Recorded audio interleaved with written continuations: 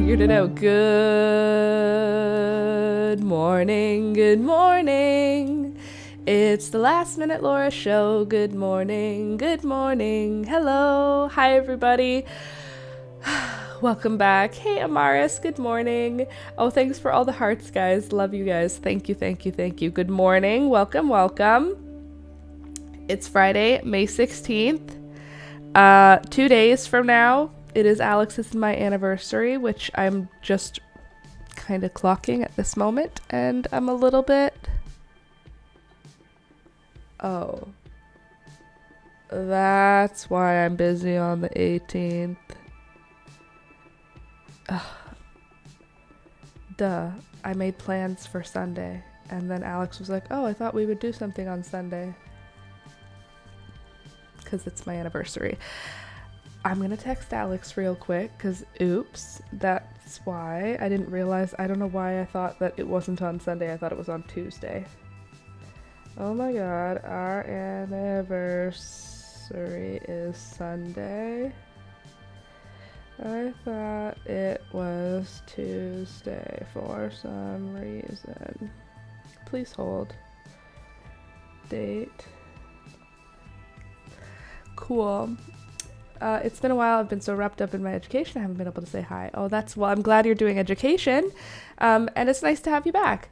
Louisa, good morning, Laura, and everyone in Pets and Plants. Good morning, Louisa.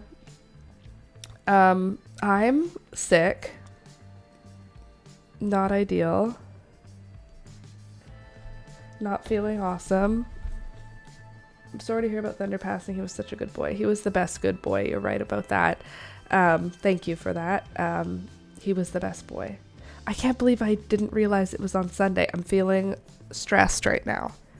I made plans for Sunday to go to my friend's house and make broth and bone marrow.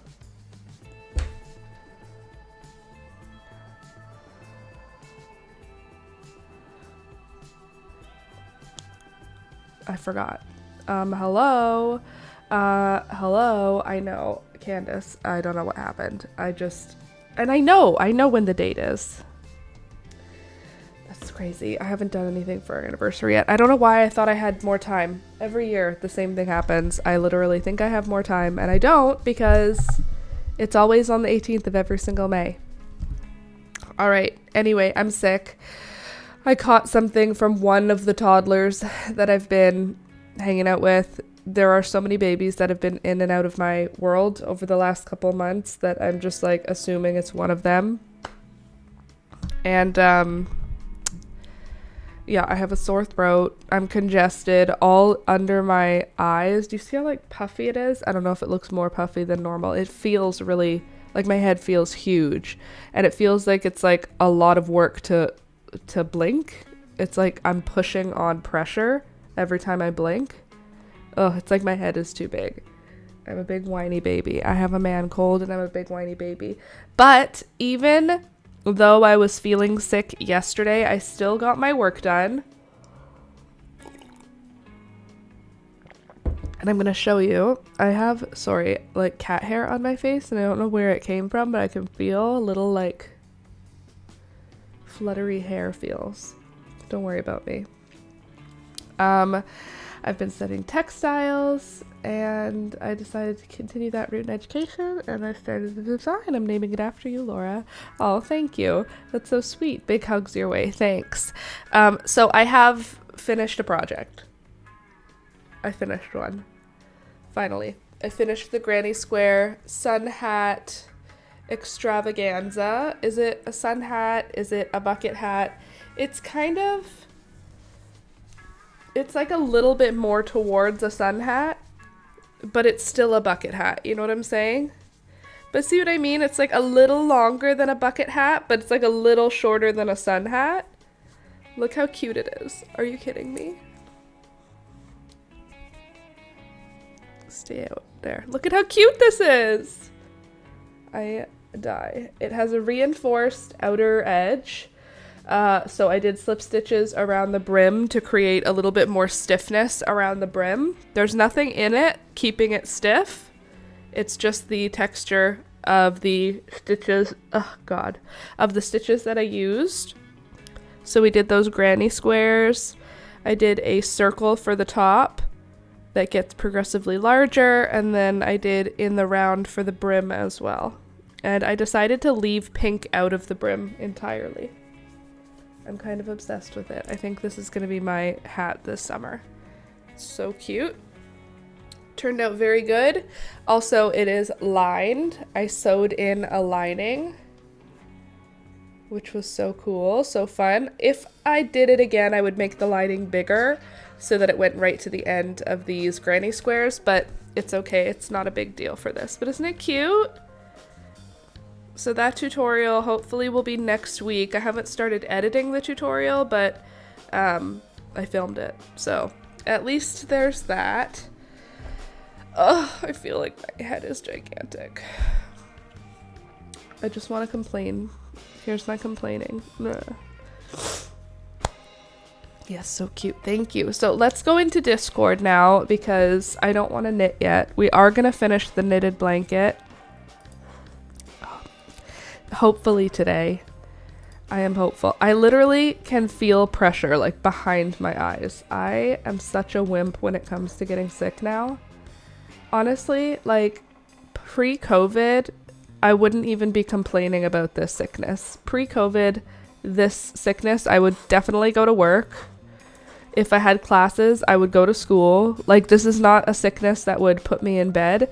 Post-COVID, oh my god, I am such a wimp for getting sick. Every time I get sick, I'm like such a big baby about it.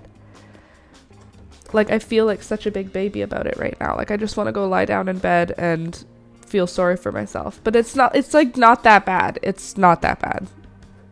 Like, I have a cold.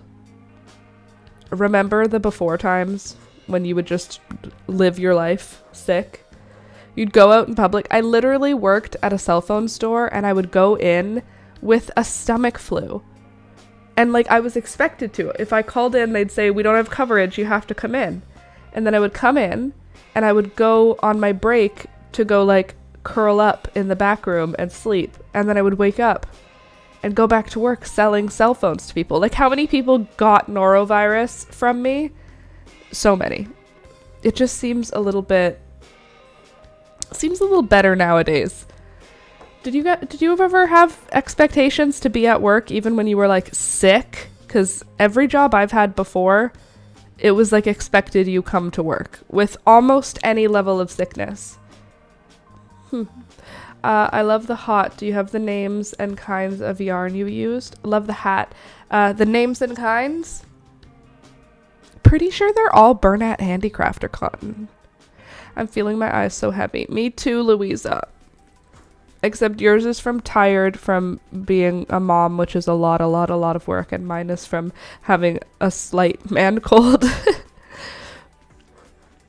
Different. Might be allergies. Yeah, me too. That's what mine is. It's allergies. Okay, are you ready to see all of the plant stuff that I've posted in the Discord? If you weren't bleeding or dying in my world, we went to school or work. Literally. Whereas now it's like, I have a slightly sore throat. I can't do anything today. Okay, are you ready to have a look at the plant Discord? I hope you are. I don't know what in the world is going on here. First of all, please hold while I just sort this part out. There we go.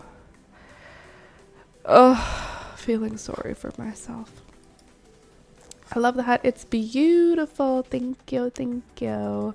Okay, so this photo, you probably can't see it, but in the top of the 3 tomato cage, in the top of the tomato cage, there's a spider web, and I kept trying to get a photo of it, and I finally got a couple photos of this spider web. She's using all 3 stakes of the tomato cage as anchors for her web. Do you see the web?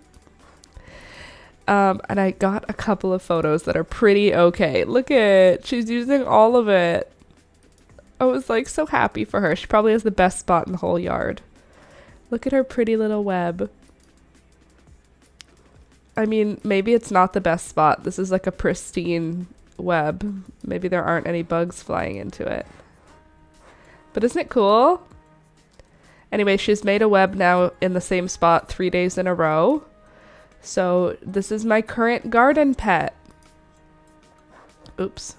Isn't she beautiful? I love the hat. Beautiful. Wow. Isn't it cool? It's so shiny. Anyway, this is my garden pet. Next, the hostas are doing what they're supposed to do now, which I'm very pleased about. I knew they would, but it's always exciting when they bloom, or not bloom, when they turn into new plants each year. This is going to be the giant hosta. These are just the first leaves, so they're not huge. This hosta is going to be, it's like so big. It's gigantic. It's so beautiful. I'm so excited to see it again. Last year I didn't even get to see it in its whole glory because I got it like midway through the season and it wasn't in great shape because it was just like a cutting from another hosta chunk. It was at the end of someone's driveway in my sister's neighborhood and I took it home and it's beautiful. There's another really beautiful one in here. Oh, it's this one that's in my hand. So this is a fern and hosta and wild violet pot, and now it is starting to get really, really full, which is fine. If it gets too full, I'll separate them. But this hosta that's at the bottom, it's gold. It's a small leaf variety. It's got gold, like, it's not actually gold. It's green and light green, but it looks like a golden, like, chartreuse, and then a darker, like shadowy, I don't know, a darker green. But for me, it's called like gold and green, I think. And then look at those ferns. Aren't they looking so healthy? Those are sensitive ferns that I transplanted. And you can see in the back, there's a hosta that is twirly and white. Look at these sensitive ferns. Aren't they beautiful? Good morning, Becca. I'm so obsessed with them. I'm so happy I transplanted them. This is another hosta that I'm really excited to see sort of fill out this year. I have a few little heads of it in a pot, and it's green, light green, and white. And it has a twirl to it. Like you can see the leaf has like a bit of a twist, and that is going to look so cool in the garden. This is the one that I'm saying is my favorite right now. It's the gold and green. Realistically, it's dark green and light green, but it kind of looks like a gold. And then I think with this one, there's going to be such a good mix happening. Cool. I think so. I love hostas. I know a lot of people, it's like hostas aren't really exciting. Neither are wild violets. Like for my older sister, she has so many hostas on her property that when I went up, we ended up having to just cut some of them out so that we could plant other things. Like they had taken over an entire bed. So we had to dig out like clumps of them that were this big. And my sister was like, oh, we'll just put them at the end of the road for the neighbors. And I was like, I'll take the hostas. I don't need any irises. I have irises, but we did the same thing with her irises. But I was like, I will happily take the hostas. I love hostas. And you know what's so funny, Candace? My sister said, I like hostas, but their flowers are so ugly and stupid. And I laughed out loud at her because I was like, have you smelled them? And she was like, they just look so dumb. They come out looking so dumb. And I was like, have you seen a sage flower?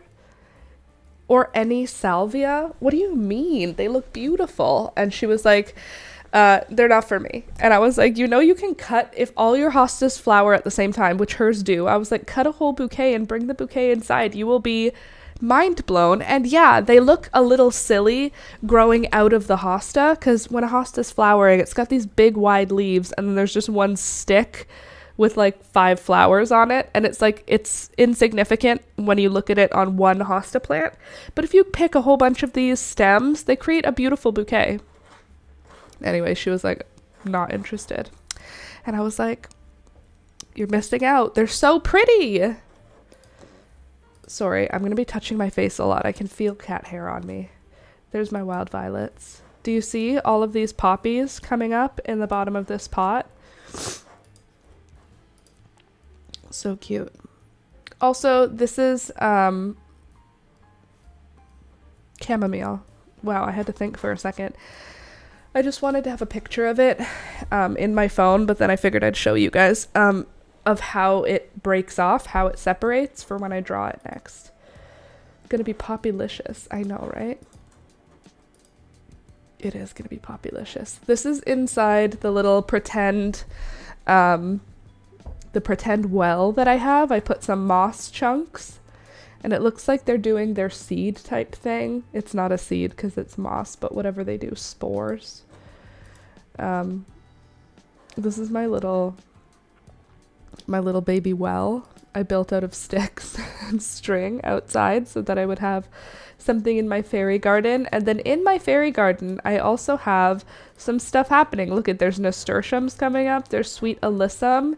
And then I think all this is also sweet alyssum. There's a chance it's candy tuft, but I believe it's all sweet alyssum. But isn't it cute? My little well. I'm excited. They're all gonna burp and spew the next generation. Yeah, exactly. Delicious. Also, my purple dead nettle is just pretty. Oh my god, I'm literally falling apart. I can feel myself fading. I'm such a baby. And this is the sedum again. Beautiful. I was saying to my sister, I feel okay, but for some reason, every time I yawn or cough or sneeze, my eyes fill with tears. I'm just so congested. And then I end up like having a bunch of tears fall down my face every time I yawn or sneeze or cough or anything. I'm such a baby. Okay. So in these pots, they are pretty much full. They are full of babies, so like they will be much more full looking as those babies grow, but I think these ones are mostly finished being planted. I won't be adding too much to any of these. Like, I do have to add a little bit of blue salvia. I need to add a couple coleus and a couple of marigolds, but overall I think these are mostly planted. Here's another cute photo of my geranium herb Robert. Look how cute she is. Look, she's just a baby. Just starting to make cute little flowers. I'm so happy to meet her. And then back to the beginning, and they're at the top corner. Geranium. She's so cute.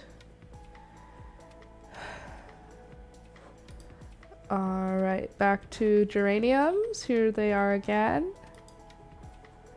Oh my god, how am I going to survive the rest of the stream? Here's me with my garden, feeling super cute, and then after I took the photo, I noticed there was literal dirt soil on my lip. On my upper lip, there's literally dirt.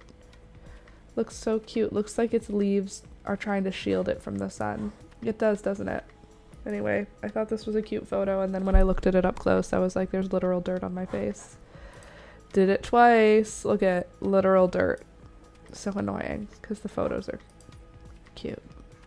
Also, the coleus is doing stuff. This one is the French Quarter, and it's starting to look like it's going to do something interesting. The color changing is starting to happen. Do you see? Here's what it looks like. Here's what other ones look like. Oops. Here's what other ones look like. And then here's what the French Quarter look like. Do you see? There's like some kind of weird, something interesting happening. Okay, then my sweet peas are getting gigantic.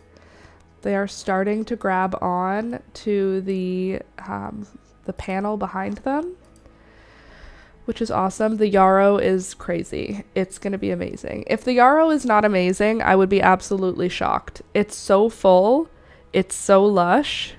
I can't wait to see what it does. I feel like it's going to be so wonderful. Here's what a bunch of the garden beds look like, or a bunch of the pots and garden beds. You can see there's lots of nasturtium everywhere.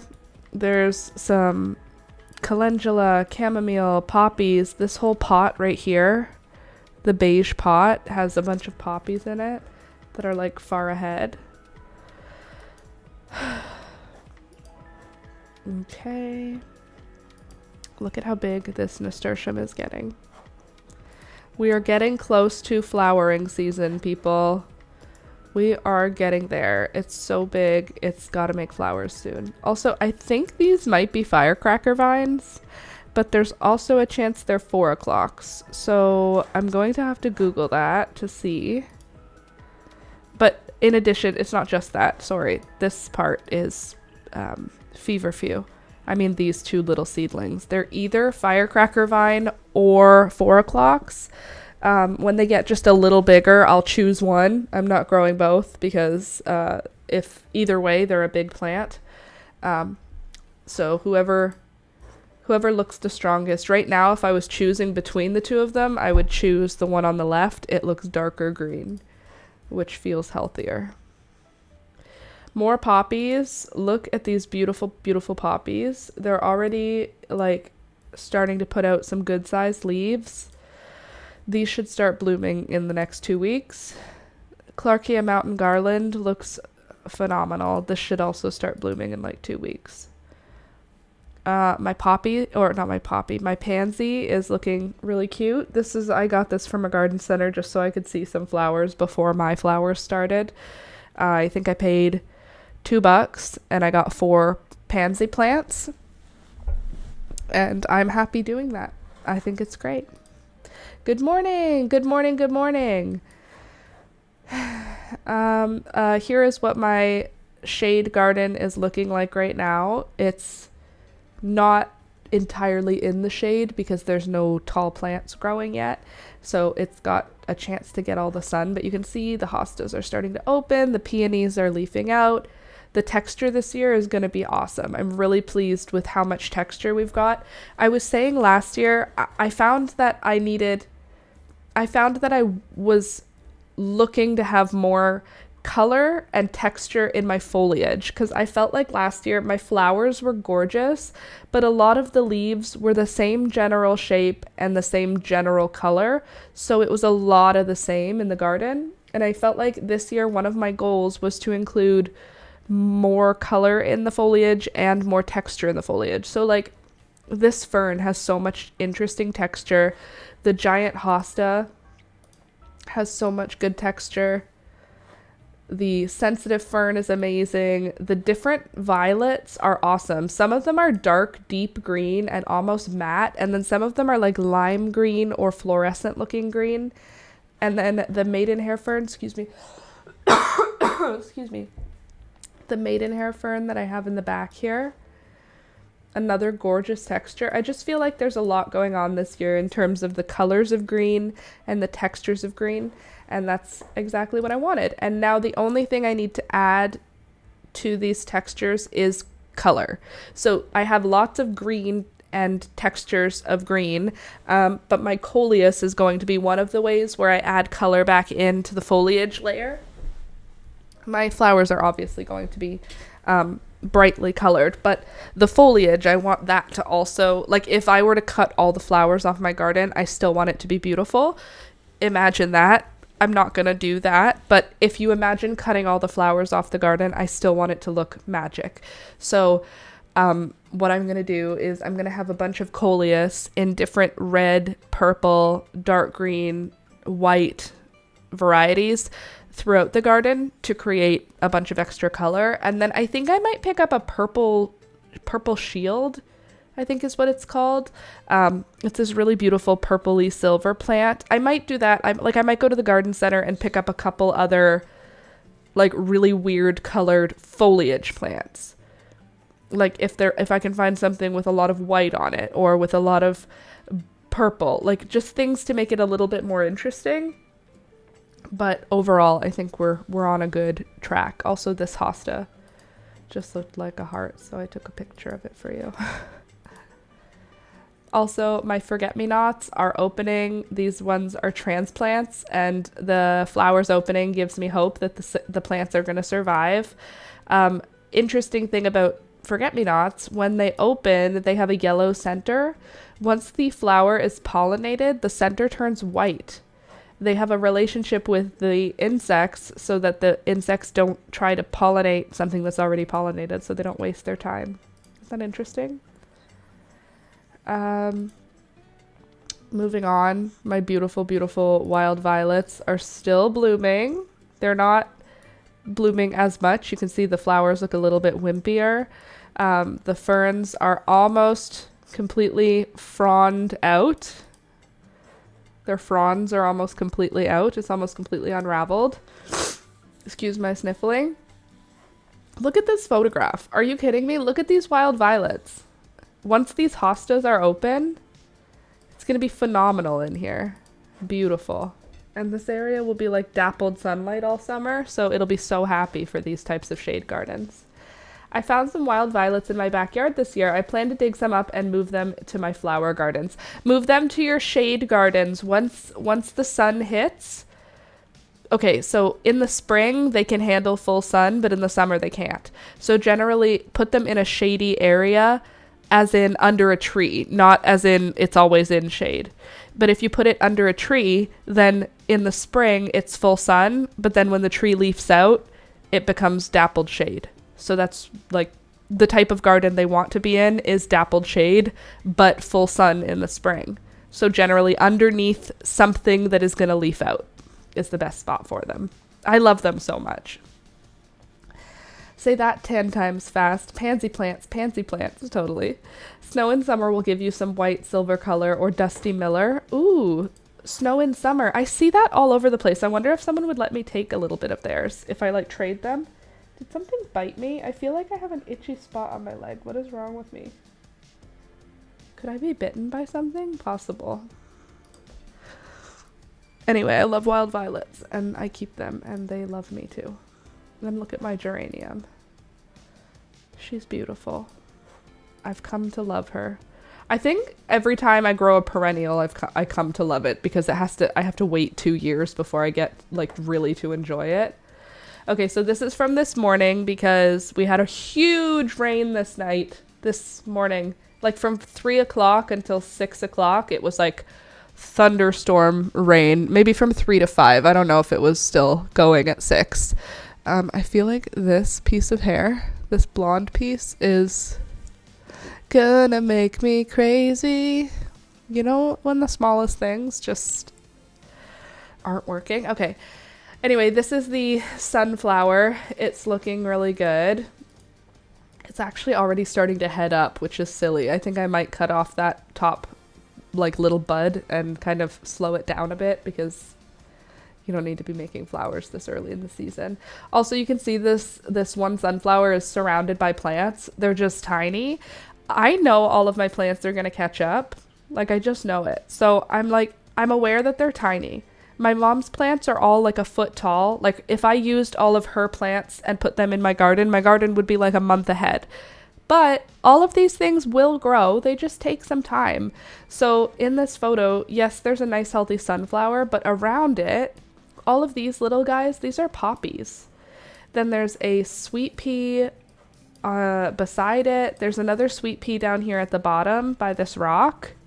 There's coleus in here. There's tons of poppies. So this is going to be actually like a phenomenal garden bed, even though it looks like it's just a bunch of tiny little seedling plants. Did you take your meds? Yes, I did. Why? Do I seem ADHD? I did take my meds. And I ordered Rohan's meds, and I refilled my meds. I'm actually really responsible, even though I'm sick. Okay, so these ones, hold on, I took 2. Okay, these are the French Quarter. They're getting a little bit bigger now. I know it looks soaked right now. It got rained on really hard last night. But this French Quarter coleus is starting to take on some interesting colors, which I'm really looking forward to. The other one, this is not the French Quarter. Actually, there's a French Quarter in here. So do you see? This one is like going to just be red and green, but this one here is going to be pink and white and green. And those, I think, are going to add a really good amount of color and texture, which is great. A bit here and there and here again, just a bit, and a lot of facial distractions, so just wondering. Well, thank you for wondering. Yes, I took my meds. I did take them literally right when we started, so there's a possibility they're a little bit delayed. However, I'm also sick. So just feel bad for me. These are going to be beautiful, hopefully. I'm really hopeful. I know the French Quarter one was fantastic last year. I feel terrible. It's fine. Okay, so this is actually what I'm really excited about this year. This is the tiny marigold. I took these seeds from what's it called? A botanical garden. So I went to an outdoor botanical garden with my sister, and we went to the oh no, it was the Museum of Agriculture. That's what it was. I went to the Museum of Agriculture in Ottawa, and outside of the Museum of Agriculture, they have the experimental farms. On the experimental farms, they have like a lilac garden, so they have like 200 varieties of lilac. In the experimental farms, they also have huge varieties of garden beds of perennials and annuals. They have a huge rose garden, they have a peony garden. What else do they have? Roses, peonies, and then they just have annual flowers. In the annuals, they had a variety of marigold that I was really, really, really, really, really excited to find. And I'm going to see, I don't know how far, I'm going to have to scroll back to show it to you. But I collected seeds. I went in, maybe September, October-ish of last year. And when I was there, they were already going to seed. And I took some seeds from the place. They were digging out a bunch of, it must have been October, because there were people working that day in the botanical garden I was in, digging up annuals. So they weren't digging up the garden I was taking the seeds from, but they were digging up annuals like to switch over for fall. Like they were putting up compost and stuff. So it must have been in the fall, and it must have been in October, because I don't think they would pull all that out in September. So anyway, I don't know where all that came from. There's the ADD for you, Candace. But the point is, what was the point? I found these beautiful seeds, I found these beautiful flowers, and I collected seeds from them, and I have several viable plants, and I just want you to see what they looked like. Okay, that was earlier than that. Hold on. This is August. Oh, this is the one that's French Quarter. Isn't this exciting? The one that I said we're going to have a bunch of. So this is going to be one of the ways that I create more color texture in the foliage area of my garden. This is one of them that I have lots of. This is one of the feverfews that I'm growing this year. So we'll have lots of this as well. Amaze, amaze, amaze. It can't be this far back, can it? We're also going to have this one. Again, another good amount of texture and color. We're also getting a ton of rain here in Saskatchewan. We definitely needed it. It was getting super dusty, and there were a few little fires. We also had tornadoes about an hour from me on Monday. Oh my God. Then yeah, I'm glad the rain came. Tornadoes. I don't love that. What am I looking for? Tiny marigolds. They're from last fall, right?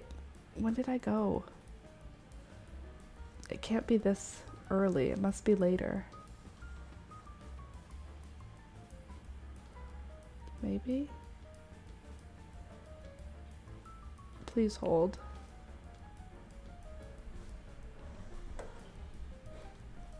So annoying not remembering what date. Why would I know what date though? Oh, I'm so over being sick. I'm such a big baby when it comes to being sick. Oh, all of the marigolds. Okay, wait, this is camping. Maybe it was before we went camping.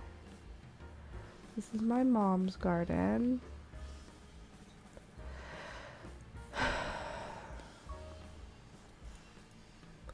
I feel like it couldn't be in August. I feel like it had to be later than that. This feels too early for things that have been going to seed, you know? So this is the kind that I'm not super interested in for this year. Sorry, I'm getting distracted, but I'm showing you stuff. This coleus, it did really well in my backyard. It's interesting enough, but it's kind of like I only plan, if I do have any of these, I'll just have one. It's pretty, but I don't need a lot of them. That's how I feel about her. This is my favorite marigold in all the world, and I'm so happy that I planted seeds for it. Hopefully, one will survive. I won't know until it blooms, but I did try. Oh, and look at the yarrow from last year. Isn't it pretty? I didn't get very much because it was my first year. This year, we are going to be yarrow queens. Okay, I'm also excited to see this one again this year. This is a narrow leaf echinacea. She's cute. Actually, that's the one I got from the garden center. So I wonder if I took pictures of the other ones I brought home from the garden center so I could see what I'm looking at. Oh, look, more coleus. Don't mind if we do. This one looked almost black when it was raining. Marigolds are definitely in my top 5 favorite flowers. Marigolds are in my top 5 also. That's a gorgeous one. Look at this one. So pretty. Oh, jeez Louise. Excuse me. Thank you. And this one's cute too. It didn't grow very big at all though, even by the end of the season. I'm just looking now to see if I have any more pictures of the perennials that I bought for the clearance price. We love a clearance price perennial. Oh my god, that sneeze made me feel so much better. Daisies and sunflowers too. I planted a 3-foot by 7-foot garden and half of it is sunflowers. Aw. I don't feel the same way about sunflowers. I don't hate them or anything. I just feel like they're kind of like a border plant for me. Oh look, here's the flowers of the cactus that's fruiting right now. Gary, you're fine. Okay, you're fine. Everything's fine. Okay, this one is one that I grew from seed, and we love her. So she's coming back because that's a perennial that I have. This is the bee balm that I have. Thank you, Candace, for those seeds. Ooh, I love that flower cactus. Take a minute, blow it out instead of sniffing it all back in. I would love to, but I'm gonna go ahead and not do that. Thank you. But I am gonna have more bee balm again this year. That's a perennial. And who else? Oh, I love my friggin' Jolly Jesters. Look how pretty they are. Aren't they the cutest? I love them so much. Oh, and there's my Limelight. Come on. There's my Limelight spray millet in that photo too. Grew that last year. Do you see the little millet at the top? Ugh. I'm just gonna complain the whole time today, okay? Just let me be. Oh my god, I'm so excited to see my Dusty Rose poppies. Are you excited? Oh, I'm excited. Actually, I just got so excited for poppies. Let's go back into the spring. Okay, when are these? This is June 26th. So that's 1 month from now. I mean, we did start our garden a little bit earlier last year, but look at these poppies. Aren't they gorgeous? I'm so excited to see them again. Look at them. I planted thousands of poppy seeds in my little front garden. This is my little front garden. And the poppy seeds just went absolutely wild and looked so pretty. They start off small, like the first few that make flowers. You can see this one's kind of small. It's a beautiful big flower. But they end up so big by the end of the season. Look how pretty these are. What variety are those poppies? I may need those next year. Can I tell you? You're gonna have your mind blown. These are no frills poppy seeds from the baking section. That's what they are. These are no name. Maybe it's not no frills. Is no frills no name? Maybe it's Food Basics that's no name. Whichever one is no name. These are no name poppy seeds for baking. In the baking section, it was $2 for a container full of, it was like 200 grams of poppy seeds, and it was $2. When I went to the garden section and looked at poppy seeds, it was like 5 grams of poppy seeds for $4. So I bought 200 grams for $2, scattered them into the garden, and this is the flowers that it made. Look at these flower colors. These are from poppy seeds that are meant to put on your bagel. Look at that beautiful like purpley dusty color. And the foliage of poppies is so pretty. You can see how it just fills up this space with this ruffly foliage. And then there's 3 large sunflowers that ended up in this bed last year. Look at that color. Are you kidding me? Amazing. So beautiful. So this year, what I'm going to try and do is I'm going to try and harvest a couple poppies before they bloom. Guess I'm off to the grocery store. Well, you got to plant them out in like March. You could try. I mean, what's the harm in trying? There's no harm in trying, but generally you have to plant them out before the snow melts. So what I'm going to try and do this year, oh my God, remember the garden, you guys, is I'm going to try and I'm going to try and pick a couple poppies before they open. I'm trying to find a picture that shows one. Okay, so do you see this poppy at the back that's not open yet? It's just like flipped over, but it's like split, like right at this height. You see how it's split open? Apparently, if you harvest them at that point and put them in water, or at this point, then they'll open inside and you can have a whole 2 days with them. There was no picking open poppies and bringing them inside. They dropped their petals by the afternoon. So these are not bouquet poppies, but they are so beautiful. Also, here's what the garden looked like in, oh my God, June 26th. This is what my back garden looked like. I have 1 month to wait before I can look at this. There were already cosmos blooming. Oh, I'm so excited to see this. Look at that beautiful orange nasturtium. This was in June. That's early. Then I have some snapdragons and calendula. And the garden's going to look even better this year because I have more organization. Look at the sweet peas were already blooming. I'm so excited to see these again. Let's look at some of the other garden stuff that was doing cool stuff, should we? I think we should. Oh my God, the Clarkia mountain garland. I'm gonna die. It's gonna be so beautiful. The Cleome was already blooming. So much stuff is already blooming by June? That seems early. This is June 26th. It's not even July yet. And there's so many pretty flowers. Look at these poppies.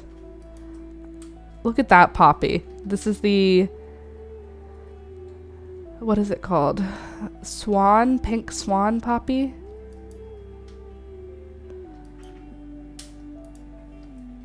Do you hear that sound? That is a bird chewing the bark off of what's left on that tree. Oh, look at this one. Just look at this. June 26th. We already had this. I'm so excited. Summer is here. It happened so quick. 2 weeks ago, we still had snowdrifts. Now we need to cut the grass. Honestly, it does happen quick, doesn't it? I'm so excited. This is the Clarkia mountain garland. I have so much of this coming up in my garden, and I'm so excited to see her. She comes in like 4 different colors. One of them is this beautiful fuchsia, and one of them is the pale pink. This is 2 separate plants. So there's pale pink and then this beautiful fuchsia. The flowers individually don't look very spectacular, I'll be honest. Like, look at this bottom flower. You see there's 4 small petals on each flower, but when you see them as like a stick of multiple flowers. Okay, one of my things just fell for no reason. Nope, get off of here, Beelzebub. Come here. Something just fell off the wall. Don't worry about it. Anyway, when you put multiple of them together, they become so gorgeous. I'm gonna find them. 1 second. We don't need status. Oh my God, I'm so excited to see all of these plants again. Look. Wait a second. Is this the geranium Herb Robert last year? Wow, it looks so different this year. I transplanted all of these. This is the geranium Herb Robert. Look how different it looks last year. I didn't realize how much it would change from one year to the next. This doesn't look like the same plant at all, but it is. Beautiful. Okay. I gotta keep looking. Here's what the Oxalis triangularis, Louisa, this is what yours will look like after you get it outside and growing in the direct sunlight. It turns so dark in the direct sun. Well, it's actually in the shade, but it turns so dark when it's outside. Look at my beautiful lemon tree. Oh, I'm so sorry for what I've done to you this winter. My poor Alex. He's beautiful, but he is struggling right now. Okay. Oh, Duckfoot Pink Sport. Look at this coleus. Okay. Please hold while I find... Look at this. That's beautiful. It only lasts a couple hours. Also, this is also beautiful, even though... Hold on. Even though it's sad. Look at my very sad hairless chihuahua. My poor little guy. We didn't even know. Okay, hold on a sec while I go... What was I doing? Oh, I was trying to find out when I got the seeds for those beautiful marigolds, and I think it's going to be later in the season.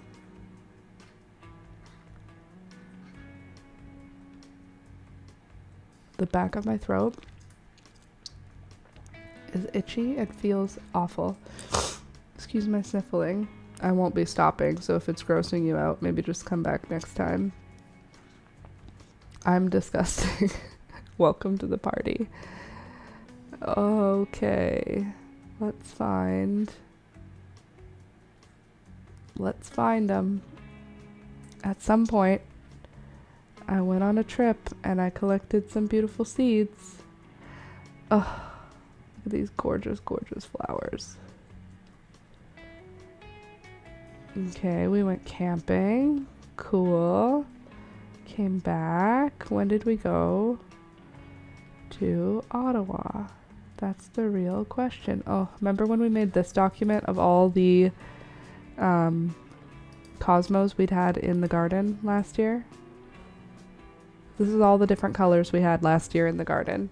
We had Rubenza, Dazzler, Xenia, Apricota, Daydream, Apricota, Picotee. Aren't they beautiful? I should make my own mixes of seeds for those and sell them. I'm excited to see if any of these ones survived also. I planted 1 million of this hybrid cactus zinnia. It's a cactus zinnia with a not cactus zinnia. Meow. Yeah, I hear you. We gotta be getting close by now to where those seeds came from. Don't worry, we'll get there eventually. I believe. Ugh, remember the slugs last year? Disgusting.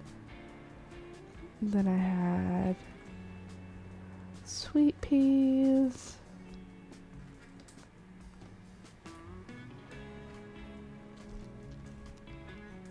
Oh, Discord. Okay. This is still in my garden. I hope it's not too choppy because I'm scrolling so much. Hopefully the internet can handle me going back through time. Okay, this is a trip in Ottawa. This one, I'm so sad that I didn't label my seeds because I really wanted to grow this one. Look how healthy. This is all one plant. They must have cut it down right at the floor level. It was so healthy. Okay, seeds I collected in Ottawa, sure. We can find them. This is now, we're getting into fall, so this has to be a soon thing. Okay, then I went to Halifax. Cool. That's great. Oh, I'm growing a whole lot of this one this year. Like, I'm growing like 12 plants of this. So hopefully that looks really cool in the garden. Okay.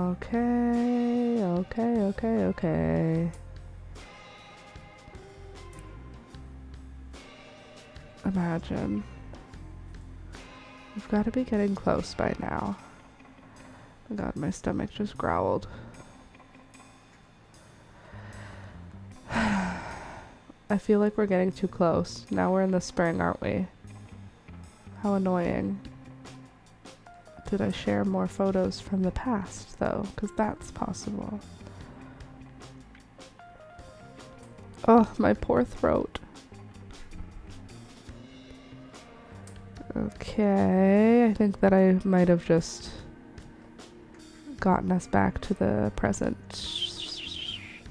But I feel like I screenshotted it and posted it in here.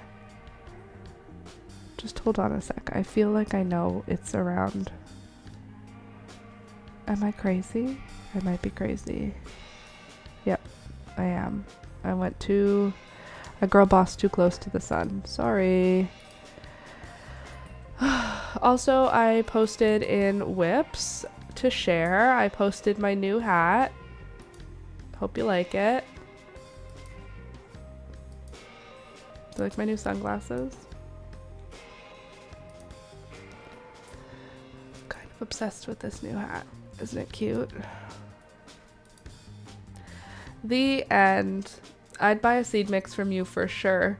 I go to the store and look at all the seeds and get so overwhelmed by the choices. I'll do it. I think we are ready. You'll do what, Louisa? By the way, no more gas leaking. All safe. No more gas leaking. It happened so quick. 2 weeks ago we still had snow drifts. I'll do it. I think we are ready. Oh, you're gonna move it outside. Yeah, I feel like the people I buy seeds from... excuse me. I feel like I could make seed mixes that are equally nice from the seeds that I have.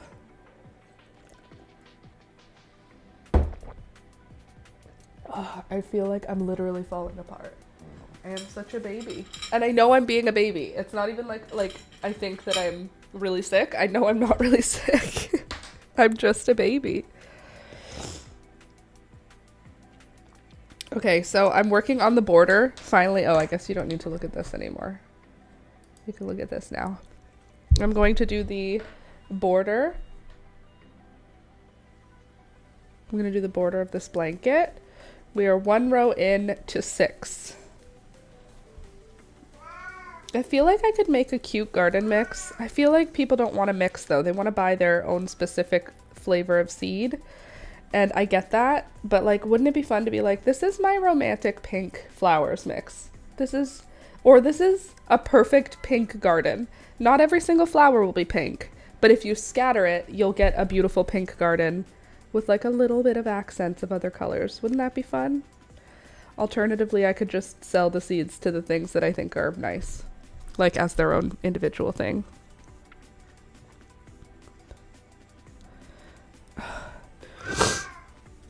Ugh. Rohan, you're fine. I know. I prefer mixes. All my seeds I bought mixed together and then planted. Really? That's such a fun way to do it. Plant them just scattered. Just go for it. Well, I start my seeds indoors in the winter, so I kind of like them organized. Off topic, I'm going through flyers while watching. Am I the last one to hear about pickle hummus? Pickle hummus? You are the last one to hear about it, yes. It's just got dill and like a vinegar, and I've had pickle hummus before. It's fine. It's fine. It's not as good as roasted red pepper and garlic hummus. It's not as good as spicy hummus, but it's okay. What? What is it, Rohan? What is it, baby? Are you okay? Come here. He says no thank you. Yeah, I bought some plants from a greenhouse and then scattered seeds between them. Oh, nice. I also noticed in my garden a bunch of dill has come up, which is great. I'm very pleased about that because every year I plant dill. Has he had his meds? Yes, he has. Hey, buddy. He's just right under my desk. Hi. Cutie. Aw, hi, baby. He's rubbing up against my leg. What a nice guy. Nice to see you, Rohan. You can come sit with me if you want. You can come. Come here. Psst, psst, psst, psst.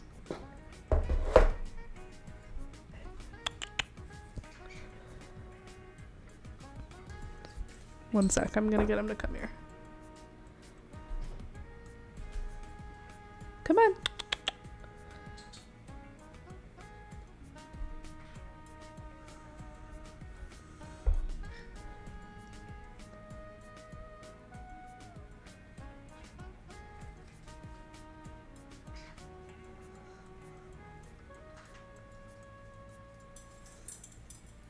I can't see him, so now I'm nervous. Oh god, he found me.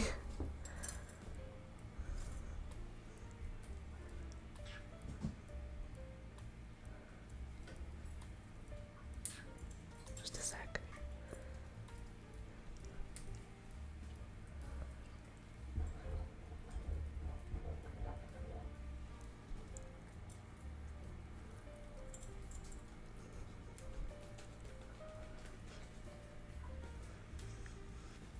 Alright, he may or may not come. He's sitting there watching me. Okay, anywho. Yeah, I start my seeds indoors early, but I like the idea of just scattering the seeds. But anyway, I have dill coming up in my bed, which is great because I plant a million dill seeds. I planted the equivalent of probably 3 packs of dill seeds this year.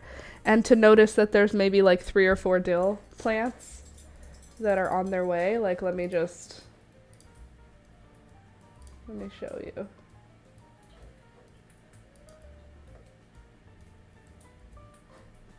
Okay. Jump to present.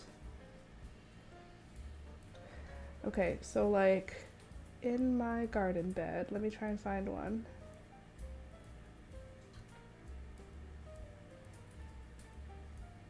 I know there's dill in here. I know I saw some.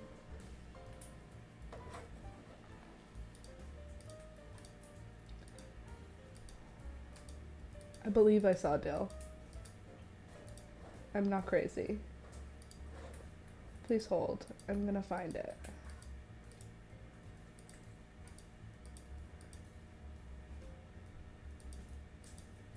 I know I saw dill in here. Oh my god, the ADHD is crazy today.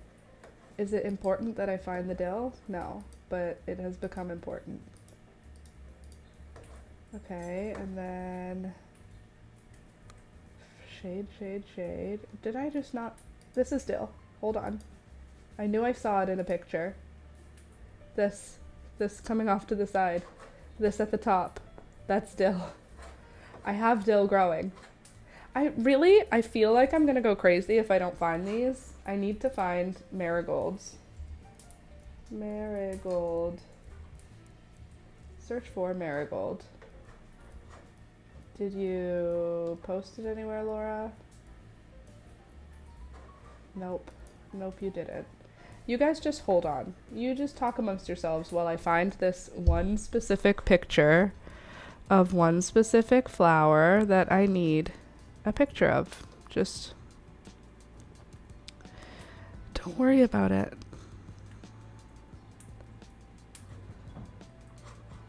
You know where I could have done this? In live stream discussion. Sometimes I post there by accident.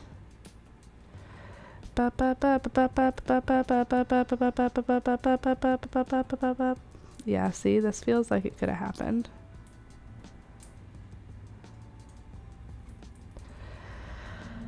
Oh, lordy.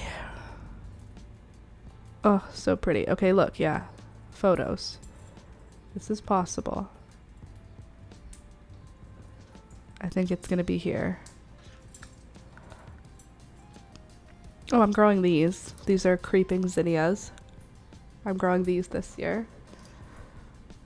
See? These are pictures of the seeds that I saved, so they could be in here. Just earlier. Yeah, it would be way before all of this.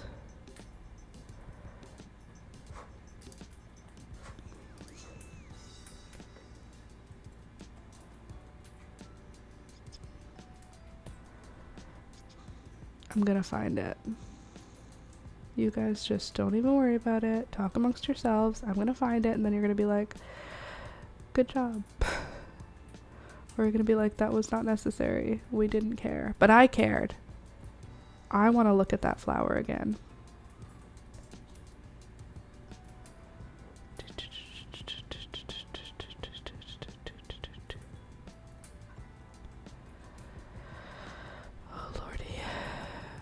We're in 2024 now.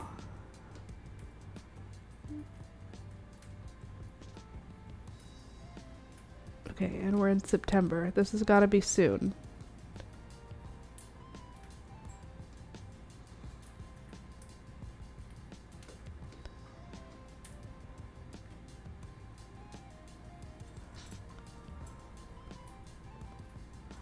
Remember when I was painting a picture of cows? I didn't even finish it.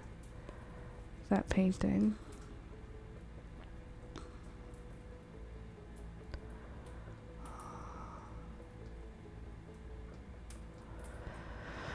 She needs to dye her hair again.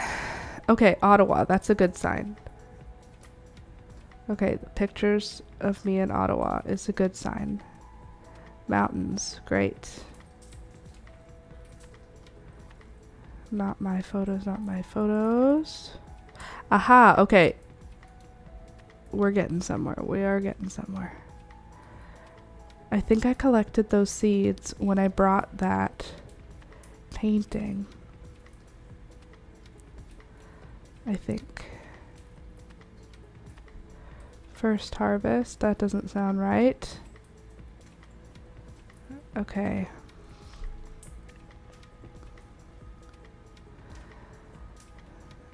And here we are in June of last year. This was all last year, wasn't it? Time passes so weird now. Is this 2 years ago I'm looking for, you know? I don't think so.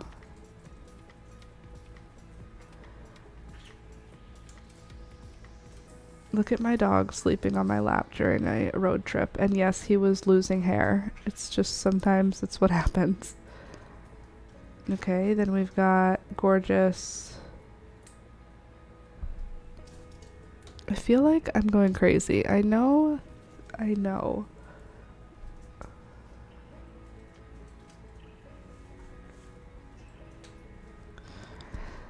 there are pictures of this thing. And did I put them in?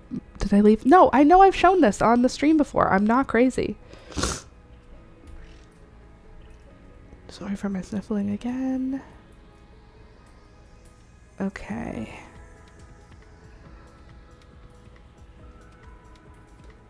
This was when you guys were suggesting what I should grow. That's just not plants. I care. Thank you. I'm gonna find it. Like, I'm not giving up. I'm gonna find the freaking flower that I took photos of when I saved the seeds. I saved the seeds and I took photos of it because I knew when I was looking at the seeds, I would want to be able to see what the flower was going to look like.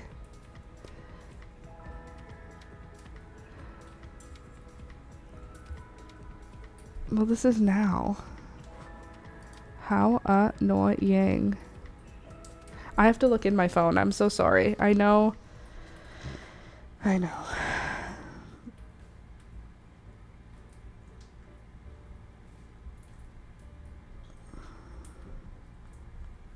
Just hold on, okay? I know they're in my phone because I took the photos myself.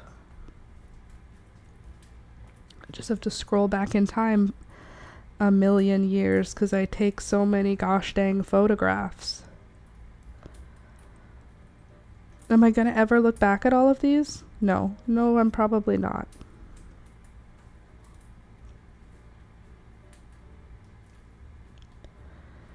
Okay.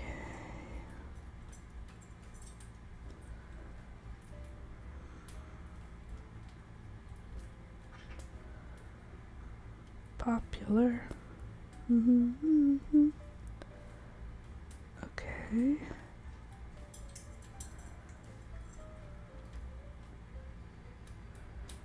Oh, these are pretty. Aw, I got literally the same breakfast that I did at Alex's birthday. Okay, here we are. We're getting somewhere. We're in the right location. I know, Rohan, I feel the same.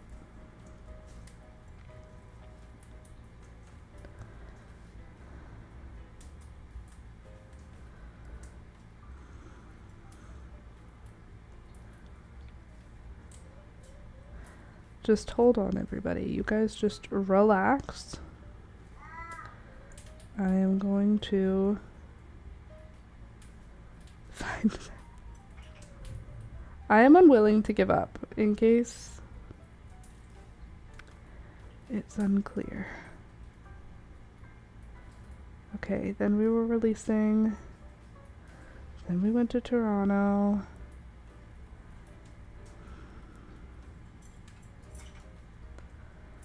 Oh my gosh, I'm literally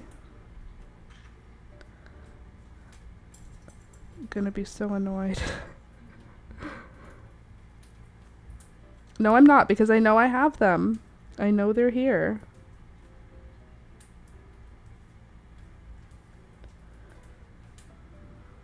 Okay, here. That's gonna be here. Aha! That was so much work. That was so much work to find, but don't worry, I found it. Nothing for you to worry about. Now you can see them. Thank God. That was getting a little bit dramatic. Okay. Now we can come down to the present, where I can show you pretty flowers. Jeez Louise, thank you for waiting so patiently. And now that you've been waiting patiently, please hold 1 more minute because my nose is running.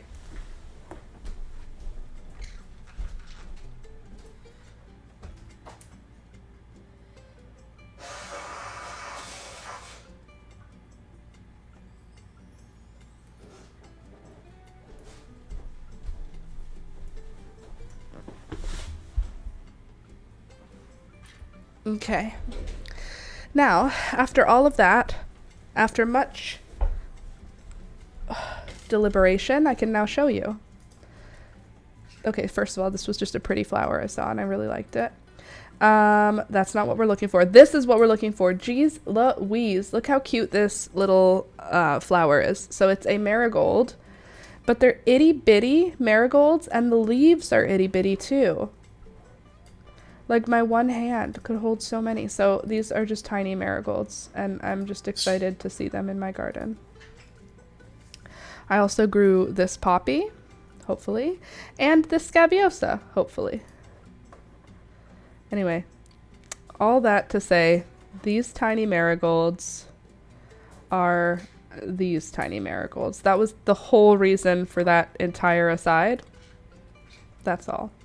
Just checked in. Walmart sells great value brand poppy seeds. Maybe I'll buy a bag of both for next year and see what comes up. Yeah, it's cheaper than doing like seeds. Anyway, I wanted to show you what a normal marigold looks like. Here's how big a normal marigold is, like a one that's going to make a normal sized flower. And look how delicate this one is. It has the same number of leaves. It is the same plant, but look how little she is. I'm very excited to get to know her. Also, I didn't even get through my garden yet, so I hope that you're still pumped to look at everything. That's what I wanted to show you. There's the marigold. Also, my sweet alyssum is starting to make flower buds, which I'm really looking forward to. Heard a weird sound outside, and we have tiny hail. Oh my god, no thank you. Anyway, my first sweet alyssum to bud up is budding up. Very small, but very sweet. Also, my gladiolus.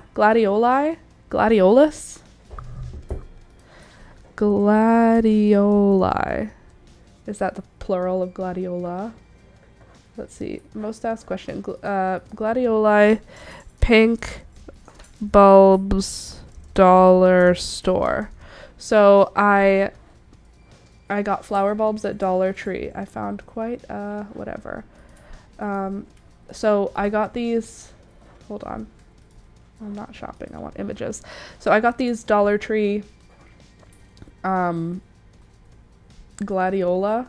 I got one that was called like pink something. It doesn't look like these packages. It was like this except it had multiple colors. It wasn't just pink. And it came with, I think, 5 bulbs of multicolored pink or multiple colors of pink. I'm trying to find if I can see the... They're not those. Maybe Dollar Tree itself has it. Hold on. Did I get them at Dollar Tree or Dollarama? I think I got them at Dollarama. Dollarama, do you have a cool retail? Shop by the case. Your search here. No. Accept. And we're searching for gladioli.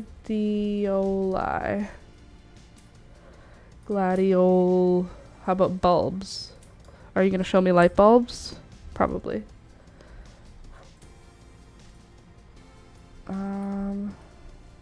Yeah, you're not going to show me. Cool. Never mind. There. Dollar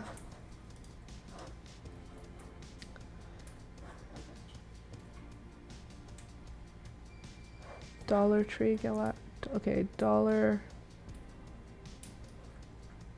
How about just dollar store gladioli? Maybe I'll see the one that I got this way. Ugh, sorry.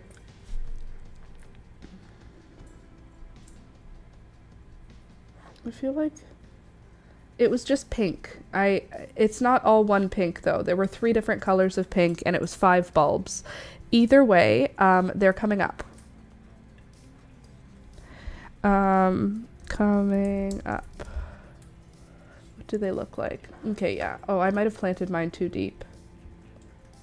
If there should be a little bit of bulb showing, I might have planted mine too deep. Anyway, I have gladiola coming up in my garden, and they're supposed to be a bunch of different pinks like this. So I have 5 of them. We'll see what comes up. But that's who these guys are. And they look good. I have 5 of them, and so far so good. Okay, and then I also have pansies looking really pretty.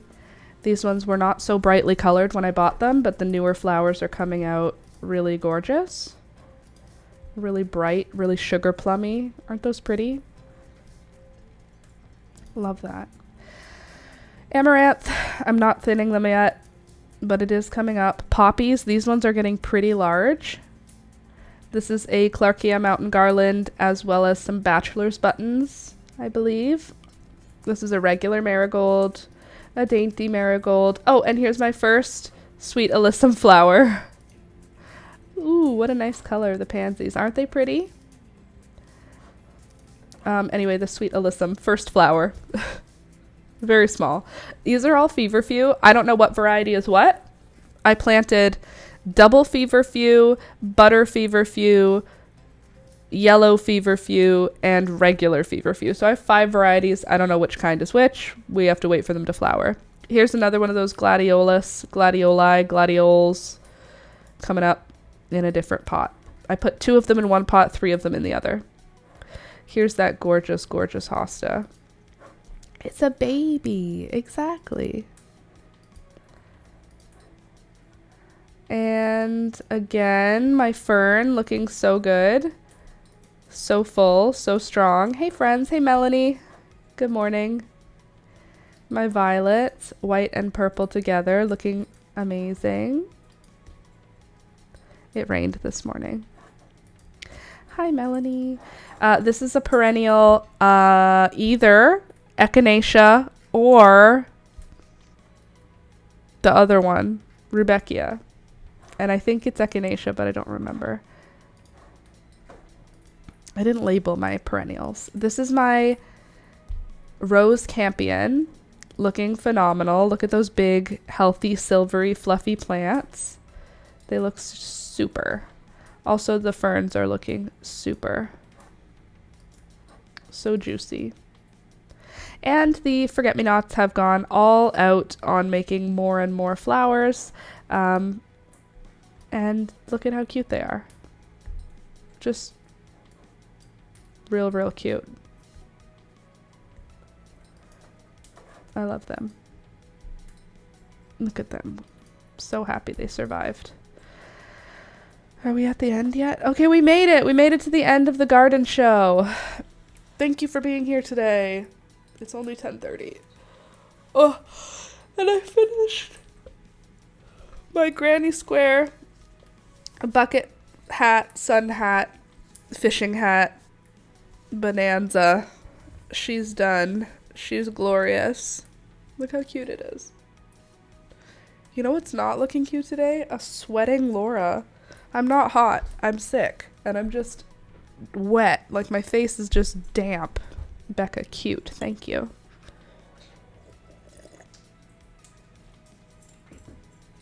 I might go camping next week. I have 4 days off randomly. I love that for you. I love the hat. Thank you. Tutorial coming out soon. I would love to tell you when.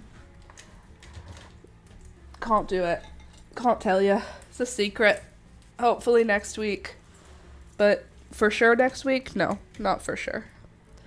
Okay, now let's get back to trying to finish this blanket that we have been actively trying to finish for a very long time. Like, way long. I was the same this morning. Wet face. Nice. I caved and bought expensive Furls crochet hooks, and I hate how much I love it. I want more. Yes, knitting. We're almost done. I'm working on the last, I don't know how many rows. 6, I think I said. I have 6 rows. I don't know how many I've done. 1 or 2. 2 or 3. I've done several. I need 6 total. All I know is this blanket will be done today. And even if it's a teeny tiny blanket, we only have 6-ish more rows to do in an hour and a half. I think we can do that. Lol, imagine we don't. Here's the question. Am I just going to do a regular cast off or not? These are the questions we have to ask. What kind of cast off is going to be the right one for this project? Don't jinx it. Literally, though. No, I'm finishing it today. I have to. I still haven't decided what cast off to use, though. Like, do I really want to do a stretchy cast off? I really have to look at the original side, or the first side, or the cast on to look. But I feel like if I just do a regular cast off, what if it's too tight? So then I was thinking, what if I do Jenny's super stretchy cast off every other stitch?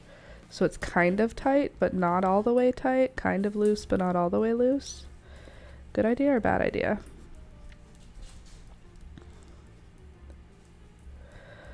Ugh, woe is me. You mentioned 1 stitch Jenny, 1 stitch regular. Do you think I can remember the Jenny one all by myself? Or do you think I have to look it up again? What if I remember it all on my own? I know there's a yarn over somewhere.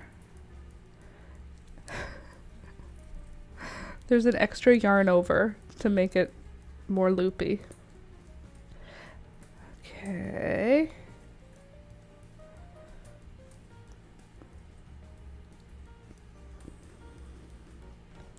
I could do Laura's makeshift super stretchy, Laura's makeshift slightly stretchy cast off. That's what it's gonna be.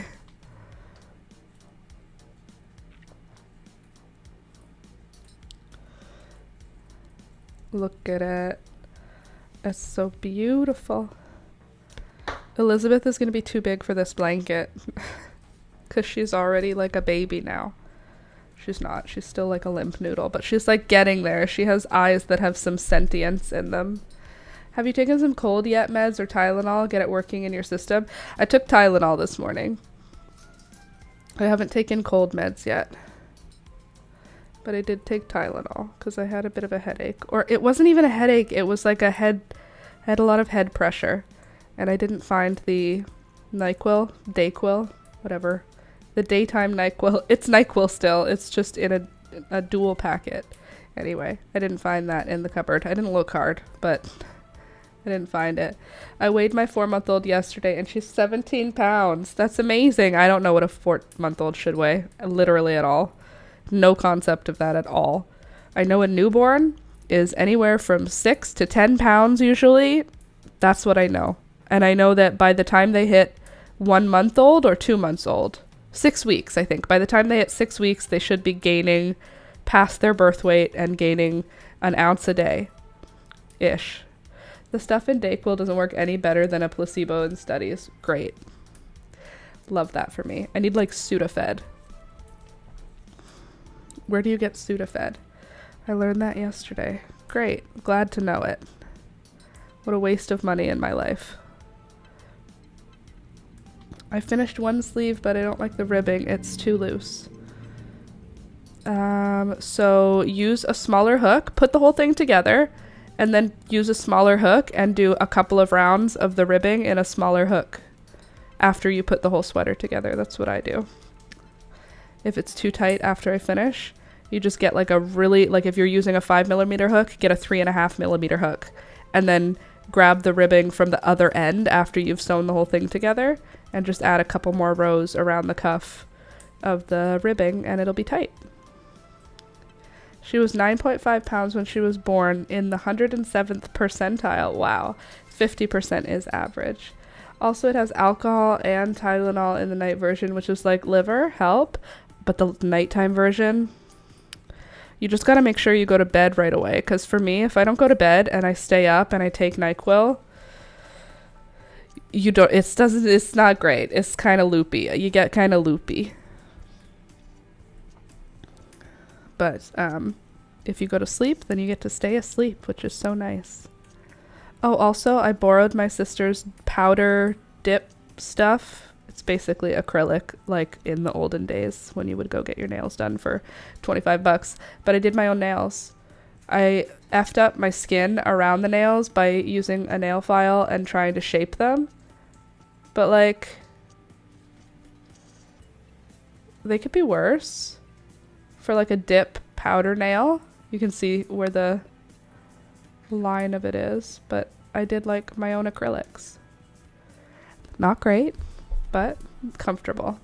I like that color. I mixed the white powder and the pink powder to create the most pale pink. But do you see how all around every nail it's red? It's because I had to use a nail file to shape it, and I didn't borrow my sister's rotary one, like the one that spins, so I had to use a regular nail file, and I kept filing my skin, so now my fingers look all beat up.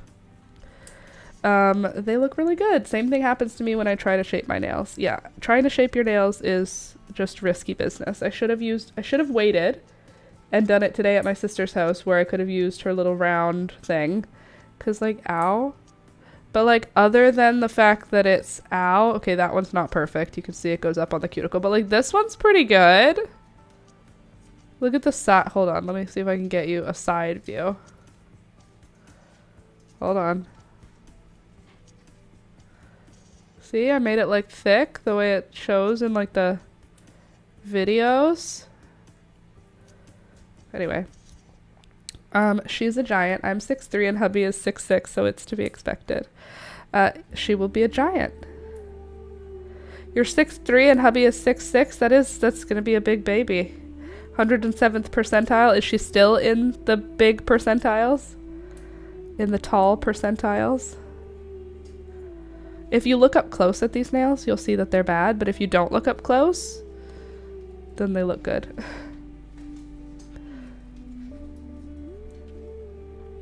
It was fun to try. You know what I will say, though? The monomer liquid, which is the thing that turns the powder into a solid, smells so strong that I would recommend doing it outside. It stunk up our whole apartment for like 25 minutes. I follow this girl who gave birth to an over 10-pound baby. Whoa. That's a big baby. 10 pounds. Ouch. I mean, that baby probably looks cute, though. Like, right away. Because, you know, like, when you get a 6-pound baby, they're, like, devoid of fluid. They're, like, skinny and gross. But if you have a 10-pound baby, it probably has, like, a cuter baby face. Because it's not, like, empty. Oh, my God.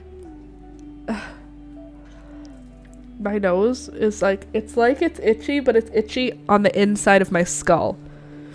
It's not itchable.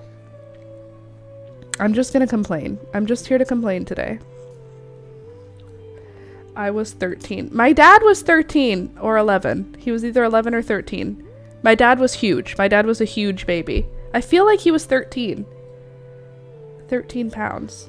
And my Nana, my dad's mom, was like 105 pounds. Like one of the smallest adult women there are. And I can't even imagine what she looked like the day before my dad was born.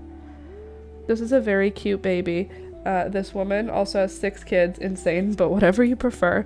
You know, to each his own. However, that's too many. 6 kids is insane. If you have 6 kids, good for you. It's insane. If you're happy, I'm happy for you.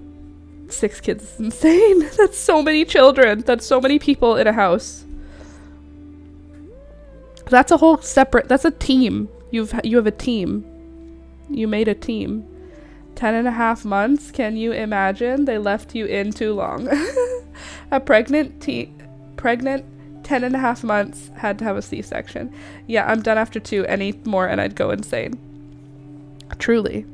Like 2, at least you have 2 hands, you know what I mean? Like you can hold both kids' hands, and with 2 adults, you're not outnumbered. Once you start getting into the 4, 5, 6, like you are an outnumbered person. There are more of the little kind than you. She was tiny but big for Indian standards. Oh yeah? 6.6 pounds. What's regular sized for Indian standards? I guess that's true. Each country would probably have their different standards. I wonder what the States versus Canada. Are ours the same? Are your babies the same size as our babies? Or are our babies smaller or bigger than yours? What about Scandinavian babies?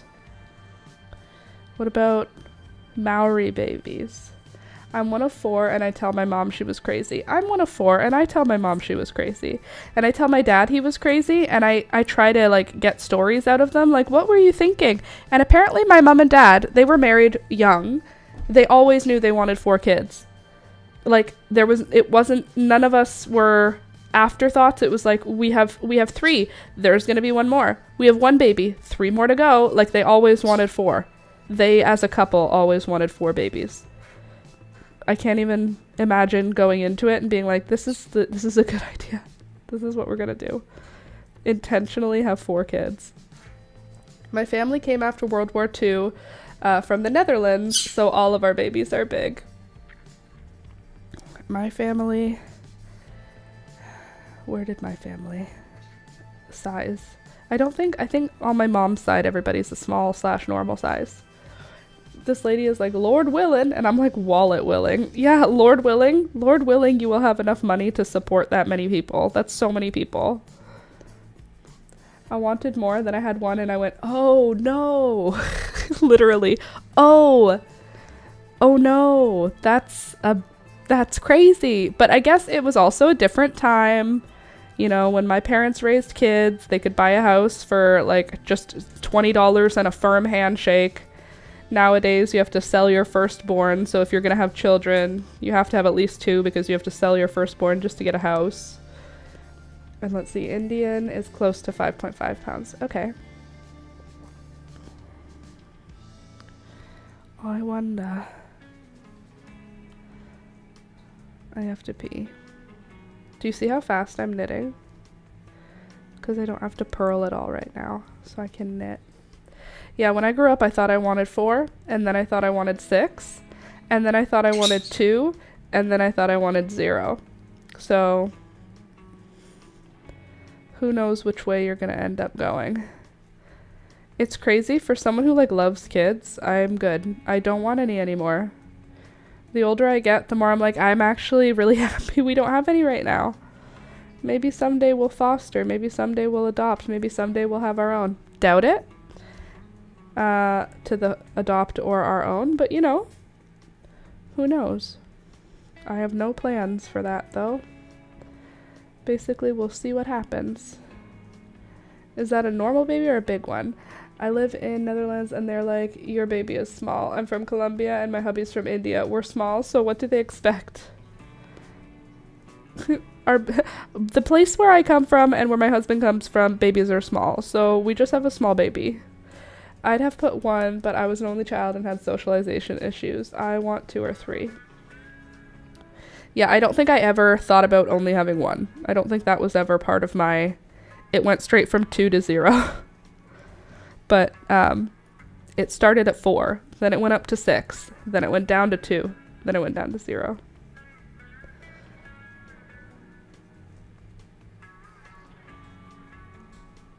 There we go. All right, how are we doing here? We have a few more rows to go. I feel like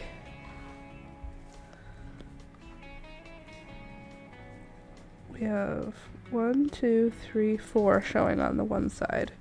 1, 2 showing there now. Okay, I need to go to the bathroom. I need to pee. So you guys just talk amongst yourselves. If my birds start doing bird crimes, write it in the chat. If no bird crimes happen, then there we go. I'm going to turn the volume up on the music so you have something nice to listen to. And then I'm going to turn my volume down on my mic. I'll be back in a minute.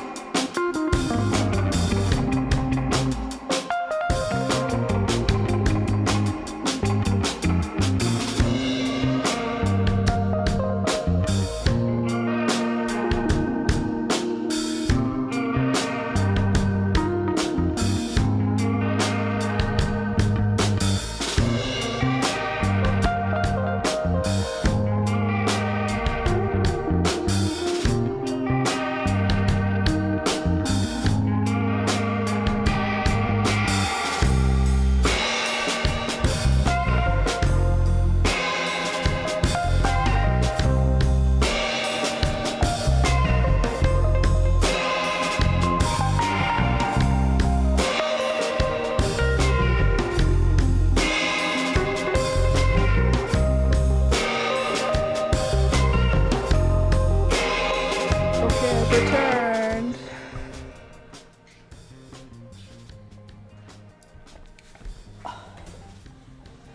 Let's see.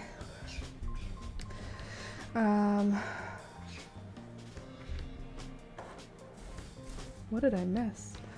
Kids are amazing, but it's totally life-changing. Yep, 5.5 is normal baby in India. There are probably big babies in Holland too with all the tall people. Stop it with your shrieking. I don't like it. I'm French Canadian though, and we're short usually. Didn't know that. I mean hacks, I guess, right? When I moved here, I bought a second-handed bike from a 10-year-old. Because you're little. Got it. Okay. We're close. We're getting close. 11 o'clock, and here's our mini blanket. It's still a little bit too mini. But you know what? We're just going to keep working with it because we only had the one ball of yarn to work with. So I don't know what we're supposed to do. We'll just keep going.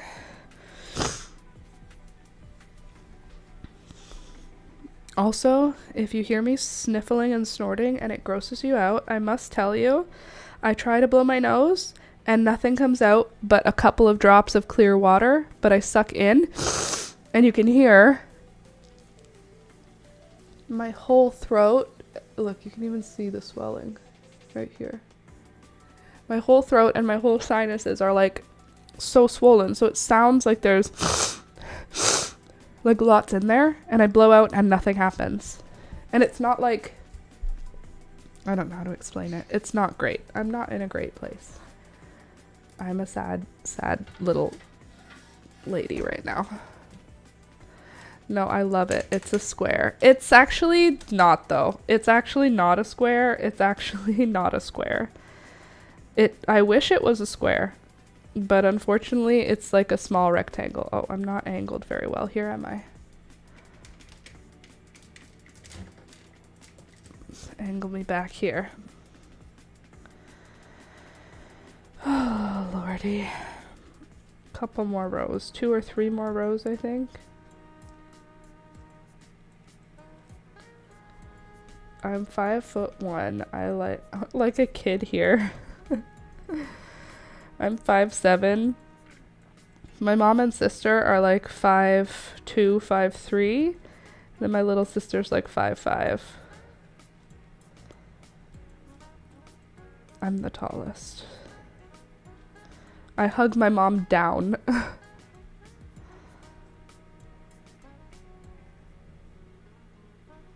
Okay.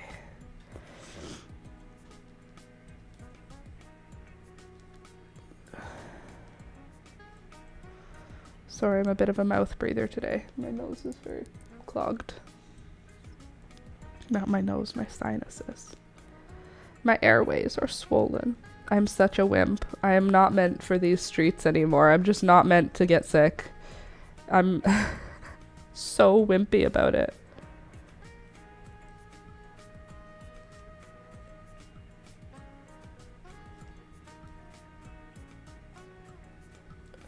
My family is all tall, but my hubby's mom is 5 foot even, and his dad is maybe 5'10" on a good day, but his great-grandparents were tall. My dad is like 6'1", and my mom is like 5'2". My dad's average, and my mom's short. So we all came out pretty average. My brother's like 6 feet.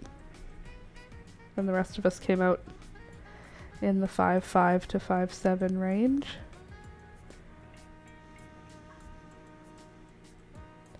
I'm excited to see what happens to the next generation.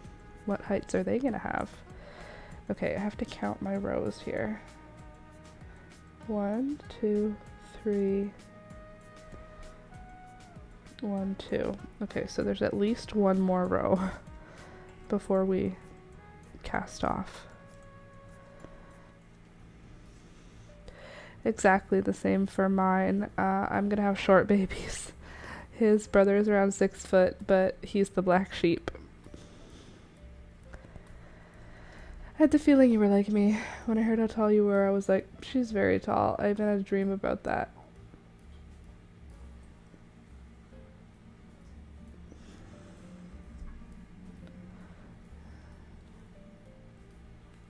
That's funny. Sorry, I had to reread it all. I got confused. Ugh. Woe is me. Oh, also, you want to know something really cool that happened? This morning, we had a very big rainstorm. For about 3 hours, there was a thunderstorm with rain and thunder and lightning. And I don't know how much fell, or I thought I didn't know how much fell, but we have a rain barrel now that connects to our eaves trough, and it's full. It's a full barrel now. Like, I went and looked at it this morning, and the water's about this far from the top of the lid. So if we get rain, heavy rain, like once a week, then I can not water the garden with anything but rainwater, because I'll have enough water to do it. I think if we get rain once a week, we should have enough water to water the garden. Because it only takes one rain to fill the bucket. And the bucket's huge. It's like 4 feet tall and 2 feet wide rain bucket. Rude, my cat is knocking things down because she wants food. That's what Rohan and Peekaboo will do if they are ignored for too long. They must not be ignored. That's amazing. I agree. I know my landlord did it so that they could save money, but I'd rather water with rainwater. The only downside of watering with rainwater where I live is that I live in the middle of like an industrial city. So the rainwater is probably toxic, but you know, it's fine. It's probably fine. Mine do that too, but they're on a diet. Yeah. Peekaboo should be on a diet, but I don't have to go for a vet checkup this year because last year she got all of her shots and the vet gave us 2 years of the dewormer. Or not the dewormer, the flea and tick, whatever med you give them in the spring and all summer. They gave us 2 years worth and said, she's fine. She's an indoor cat. You don't have to come back next year as long as she's fine. And I said, okay. So we don't even have to have the vet tell us that she's fat this year, which is super. Arthur likes to fish wrappers out of the garbage and chew on them. The noisier, the better. The dirtier, the better. Okay. If we started with our tail on that side, and then we knitted our first knit was this way, which means our last knit should be that way. Which means I need to do one more row, right? Yes. I think. We're gonna find out if it's too much. It might be one too many, but I don't want there to be not enough, so I don't care. Please let there be enough yarn. My gray boy Jesse just flopped on the tile floor. It's so hot in the house. Oh, hold on. I read 2 things in one message. My gray boy Jesse does that too. No wrapper is safe from him. All hair ties are his favorite. Right now he's just flopped on the tile floor. It's so hot in the house. Why is it so hot in the house? We have no heat on. Oh, did I answer you, Louisa? No more gas leak. All has now been fixed. They fixed our sump pump. They fixed our hot water heater. And allegedly they fixed the gas leak and now our house is safe. But anyway, I turned off the heat machine, the furnace entirely. I turned it off a couple days ago and now we have no furnace on, but it's 74 in the house right now with no furnace. So it's not hot, it's just perfectly comfortable. And it's supposed to get a little bit chilly in the next couple days at night. So we'll just open the windows at night. Bada bing, bada boom. It was 30 degrees yesterday and all of it stayed inside. Ew. I hate that. Those are not the vibes I like. Okay, so I'm gonna go across this row. Do I have enough yarn? Am I running out? Am I still okay? Okay, I still have a small ball. Oh. It's 4 degrees Celsius here, feels like -2. Okay, that's not... I don't like that for any of us.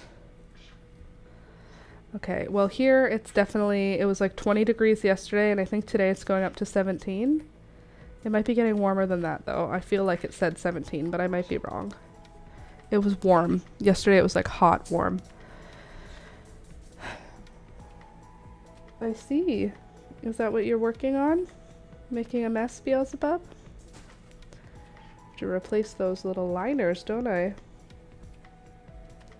You seem to have found all the snacks in there, huh? Is that a peanut? Is it yummy?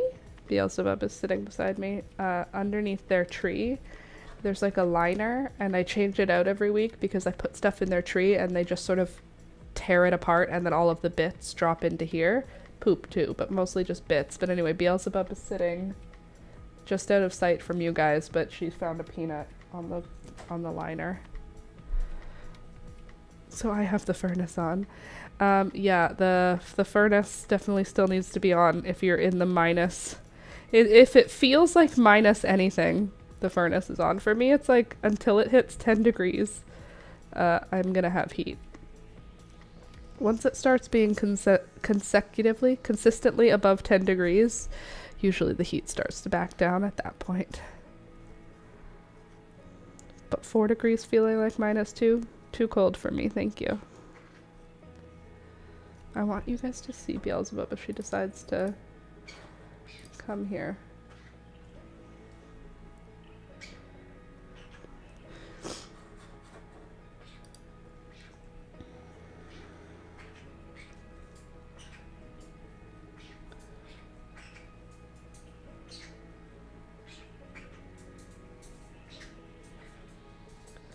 What are you birdies talking about? Hmm? What do you little birdie talk about? Hi. Do you want me to see if I can see another peanut down there?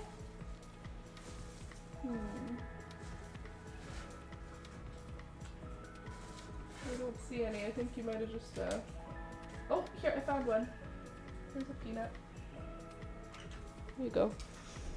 Gary's like, I too would like a peanut.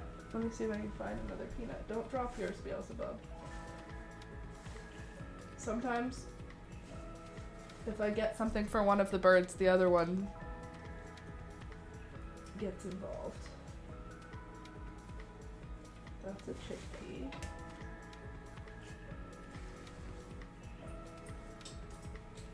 Okay, there's a peanut. Here you go, Gary. Good boy. There, now Gary has one. You dropped yours, Beelzebub? I'm going to get it back for you. I saw it. I saw it fall. Oh, here it is. There. No. Okay, she doesn't want it. Never mind. My horses are loving it, bucking around their field. How many horses do you have? I might have already asked you this. Apologies. Anyway, Gary's happy now. He has a peanut to snack on. Beelzebub said, no thank you, no more peanuts, please. And instead she just tried to bite me, but she didn't get me, so it's all good. Ugh. I'm not gonna nap. I'm not gonna nap. I'm gonna get work done. I'm not gonna nap. Alright, it's time to do the cast off now.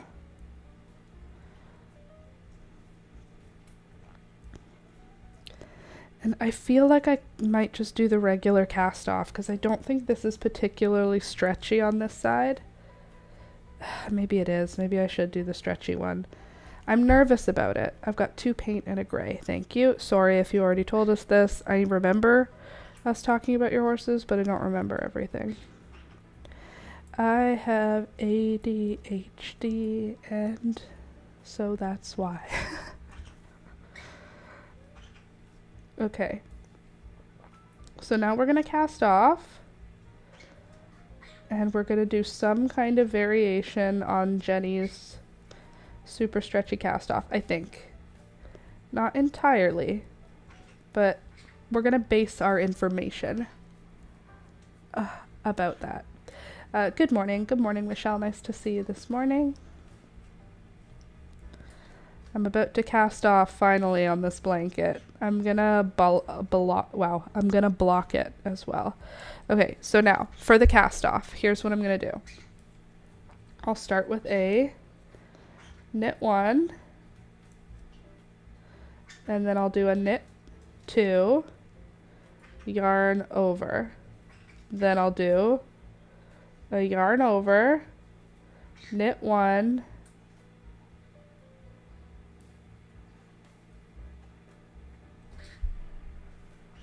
hold on.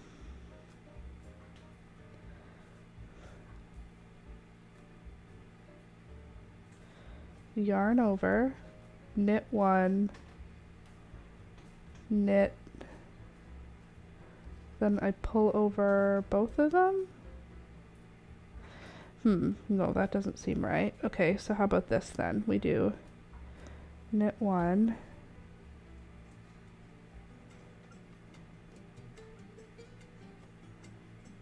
no, that's not right either. I think I do need to look it up. Dang it, I thought I could remember. Okay. Okay, super stretchy, Jenny's super stretchy cast off. Let's look you up again. Jenny's Jenny's stretchy cast off. Thank you, the internet.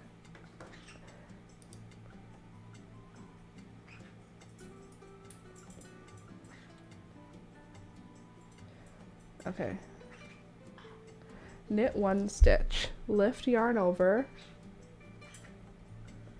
Okay, work a reverse yarn over. Okay. So, if we're working on pearls though, we're working pearls, but we're working knits. Okay. So, set up. Work a reverse yarn over. How do I start that though?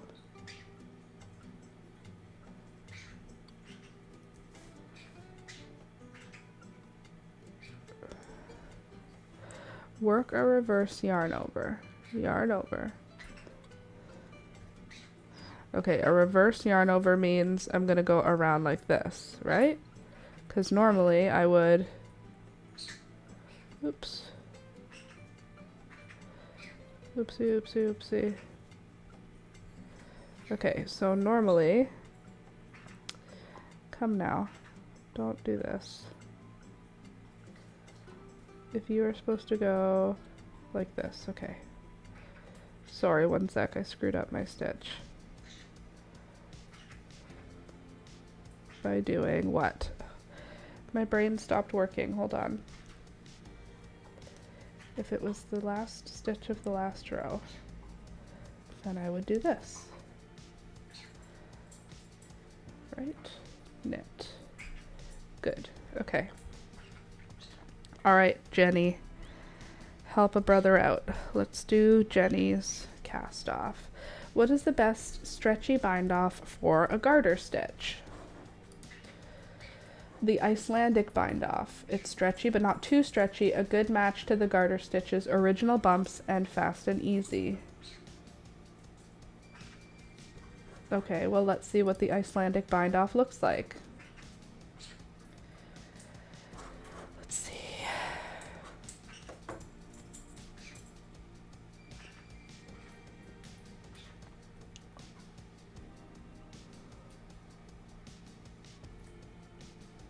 Okay. I don't want a video. Okay, with the right needle, reach through the first stitch purlwise.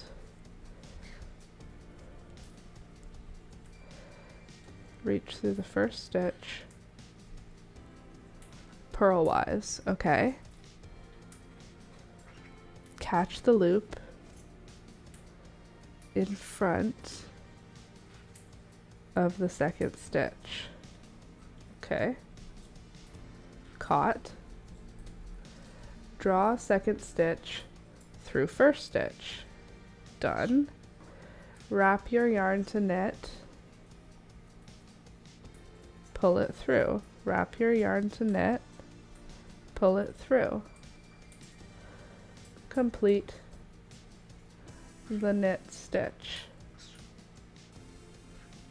Okay. Move stitch to the back.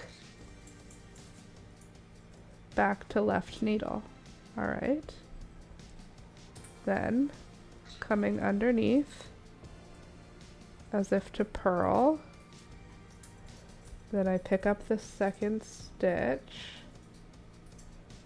Bring it through. Hold on. Come back here. Let me show you what I'm trying to do here. Okay, so I go into the first stitch, and then I pick up the second stitch like to knit. Wrap your yarn to knit, pull the yarn through, pull the stitches off, put it back on. Go in, pick up the stitch, knit, pull it off, put it back on. Go in, pick up the second one, knit, pull it off. Okay, how's that looking? Doesn't feel super particularly stretchy, if I do say so myself. Isn't that the sewn one? It doesn't look super stretchy.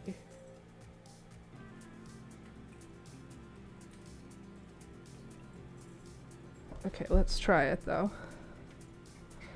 Let's just try it. We can always pull it out. She said, knowing that she would not be pulling it out. So we'll pick up the stitch, knit, pull it off. Pick up the stitch, knit, pull it off.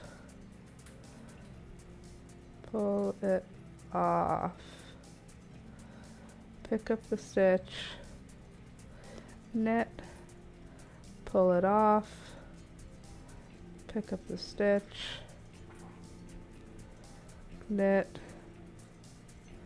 pull the whole thing off. Then pick up the stitch,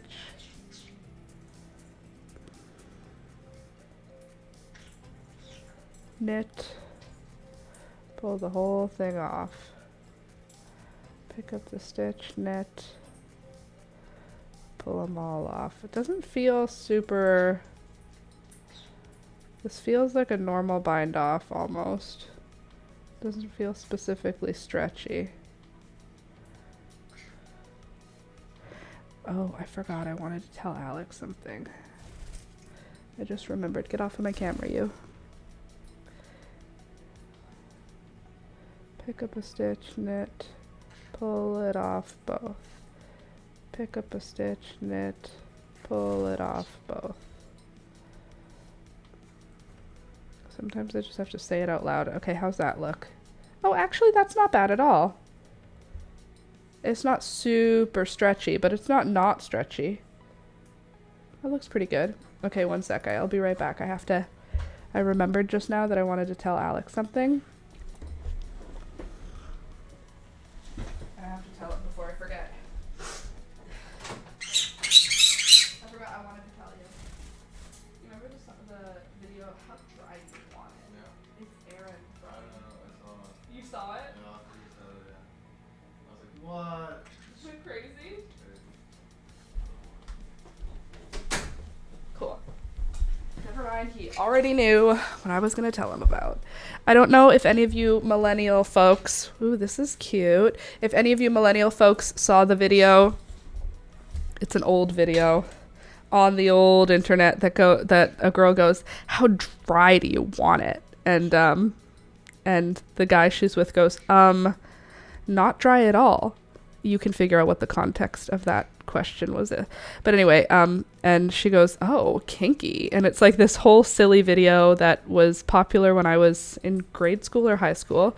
Anyway, it's Aaron from The Office, or Kimmy Schmidt, if you watched that show.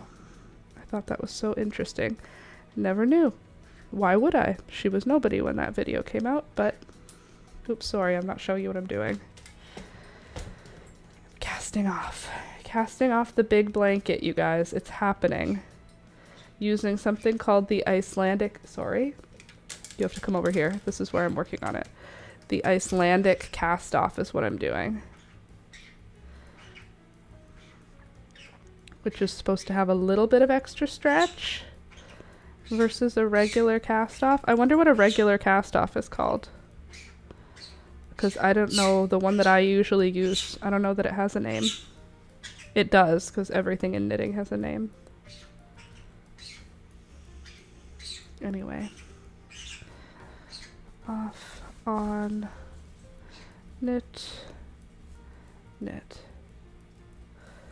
It's like the llamas with hats video. I worked with a guy named Carl for a few months, and every time he did something wrong, we'd be like, "Carl, that kills people." Oh my god, I loved Kimmy Schmidt.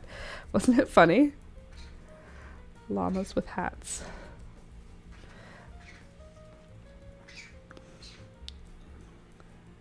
Unbreakable.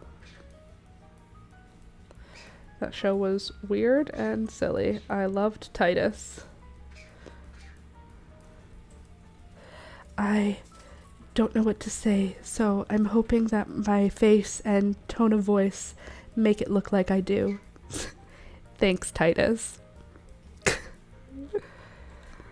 a very funny line from the show. Alex and I have been watching Schitt's Creek again. I don't know if that's only cool in Canada to watch, but It's got Eugene Levy, Catherine O'Hara, Dan Levy, just a bunch of Canadian actors, and it's the stupidest, funniest show. And I'm enjoying rewatching it. I haven't watched it in years, and now I'm rewatching it again, and it's fun. And if you have access to Schitt's Creek, you should watch it. I love Schitt's Creek. Yes, it's a really funny show. Also, most of it was filmed about an hour away from where I live. My sister went to the town where a lot of it's filmed, and it's not far from where we live. And I think it's supposed to be an American show. Like, I think it's pretending to be American, but it's all Canadian locations and it's all Canadian actors. So I think that's funny.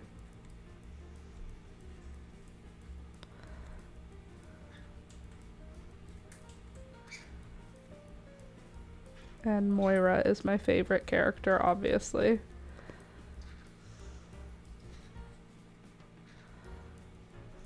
I loved Schitt's Creek. I just finished watching... Oops. I just finished watching Tracker. What's Tracker?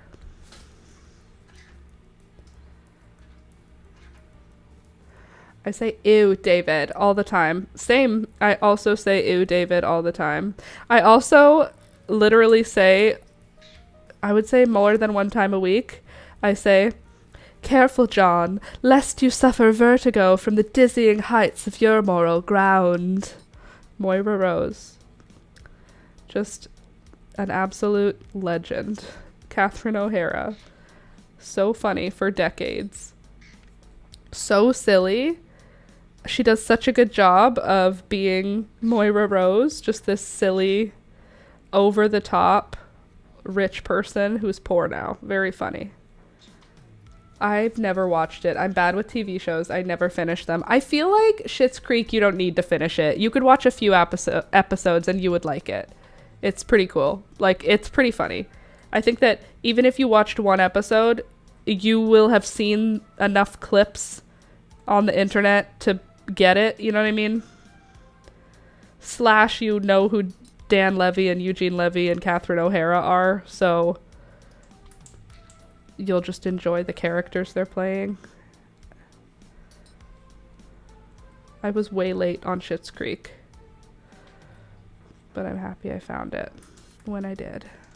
Found it. I'm happy I finally watched it. Has anyone seen Abbott Elementary? That's my current obsession.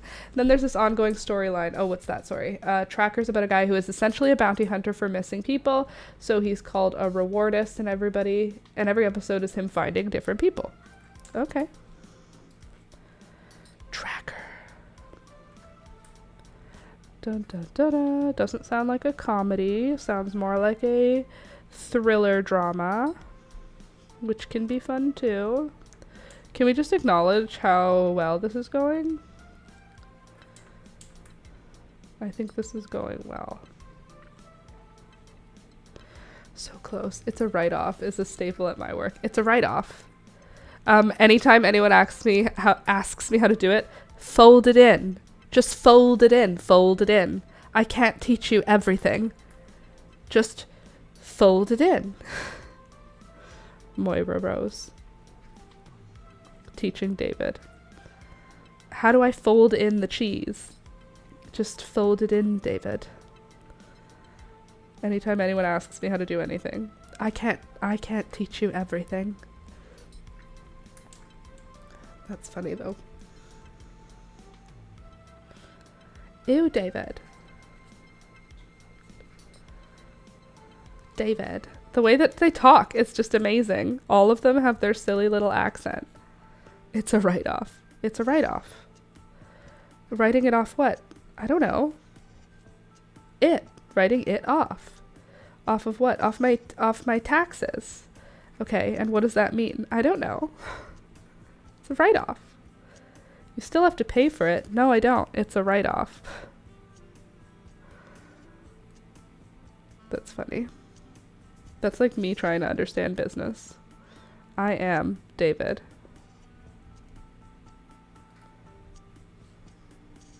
The wine conversation with Stevie and David is one of my favorites too. I don't feel like it's the wine. It's not like the label. I like a Chardonnay, a Rosé. I've been known to dabble in a Moscato. All of them are funny. Worth watching. If you're looking for a new TV show, check out Schitt's Creek, because it's silly and that's fun. Silly is fun.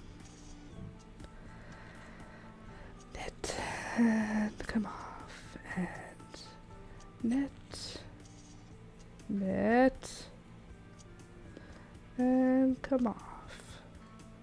All the way off, thank you. Excuse me. I'm so close to being done this friggin' blanket. I am so ready to be finished with this project.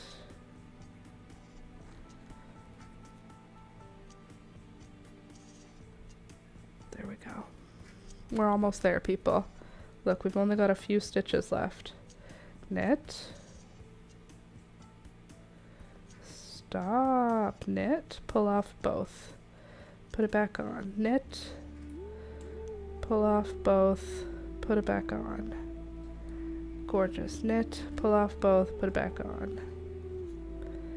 Pull off both. Put it back on. I got this. I am an Icelandic knitter. Do you know how to knit Icelandically? Oh no, just me? I talked too much. I talked too I girl boss too close to the sun. What's going on? Okay, all is well. Everything's fine. I just panicked a little.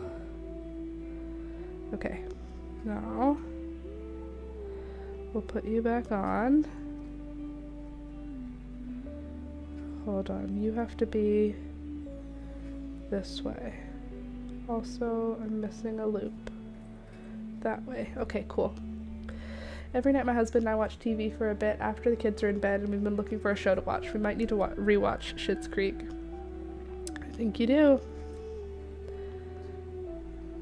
Come on, don't do this to me.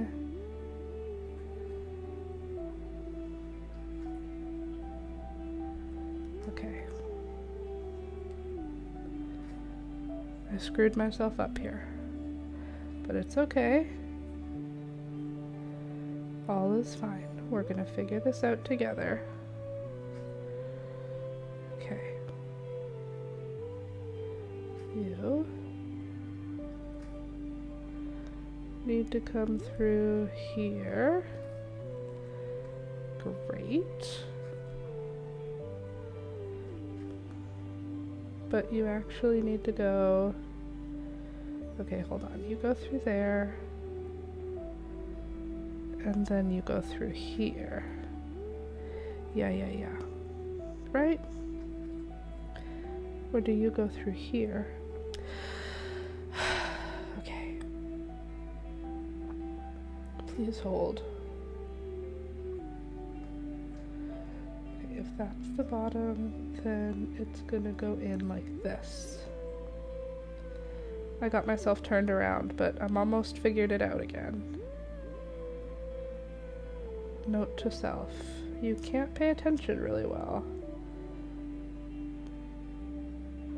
Okay, so that's reversed. We want you coming through on the other side. By doing, we want you coming through like, hold on. Like that, right? Like this. This should come through here. Please hold while I just sort out my life. Okay, I got it. That took way too much work to figure out. And it was way more overwhelming than I needed it to be honest with you. Okay, I think we got it. Almost lost it. Held it together. All is well. Okay. And now you need to sit You wrap around like this, then you wrap around like this, and then you have to wrap around one more time. Not twisted. This, and yeah, okay, good. Then you go on, then we knit. Okay, we are go. Wow, that was really stressful for probably no reason, but it felt like it was important. Okay, back on, knit. This is why I'm scared to knit. I constantly drop stitches. I'm all for crochet. I 100% understand because dropping stitches is so stressful to fix. However, once you figure out how to do it, all is well. Sometimes it just takes a minute where you're just only paying attention to what you're doing, and then it's okay. Crochet is better for me if I know I'm not going to be paying attention, but I do love how knit looks. I'm the same with knitting. It's so pretty, but so stressful. It's so pretty, but so stressful. It does have a lot more stress. I am using a new binding off technique that I've never done before, so that's like probably most of the reason why this is stressful. It's not been stressful the whole way. Just binding off. New technique.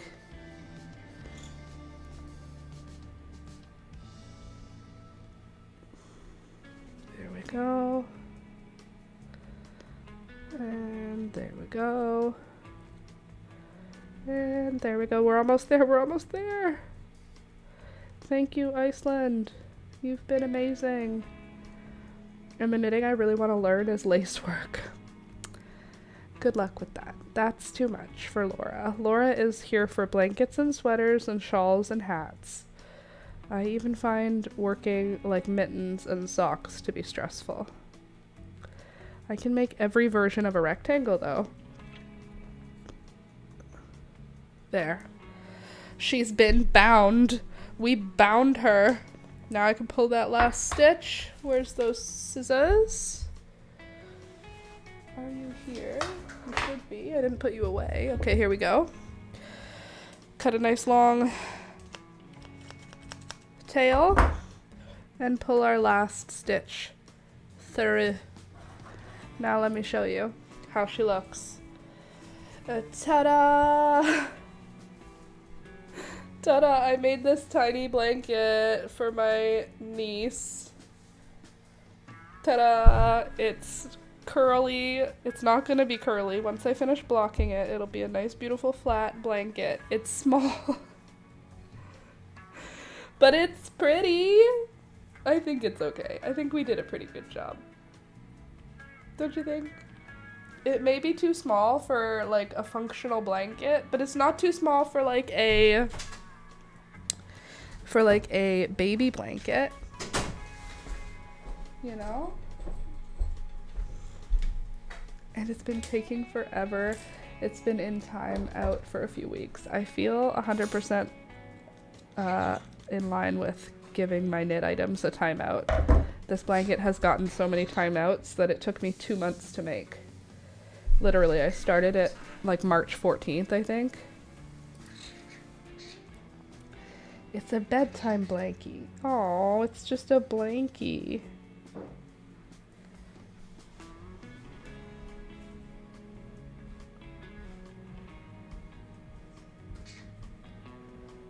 Okay.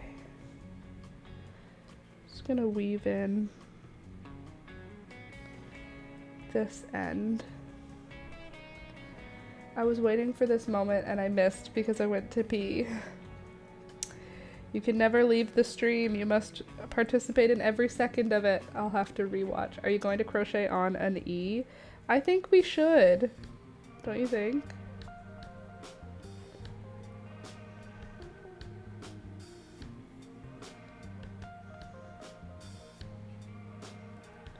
First, I'm just gonna weave in this end though.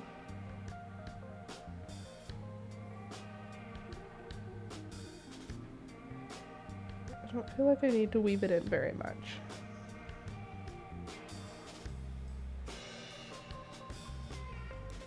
There, I think that'll do. It will become a family heirloom she keeps forever. Maybe. Or it will be destroyed because it will be loved by a child. She'll pass it down to her grandkid, like I said. Or it will be destroyed because it gets washed every weekend, because it gets loved deeply. And that is just fine by me.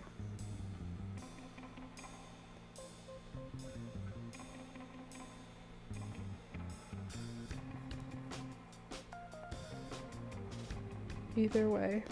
There we go. It'll be perfect for her dolls, too. You think so? How are you calling her? What do you mean, how am I calling her? Who am I calling? How am I calling who? Elizabeth? Oh, we don't know what we're gonna call her yet. She's being called Beth, Betty, Lizzie. My little sister's been taken to calling her Lizzie lately. And I said, no, stop. Her name's not Lizzie. That's not her name. Her name is Elizabeth. We can call her Betty or Beth. I think a letter E will be enough, though. Do you want to block it together with me right now? It'll only take me a minute to soak it. It doesn't need to soak long, and I have my blocking mats right near me, and I actually have my blocking pins right here. So you know what? Let's do that.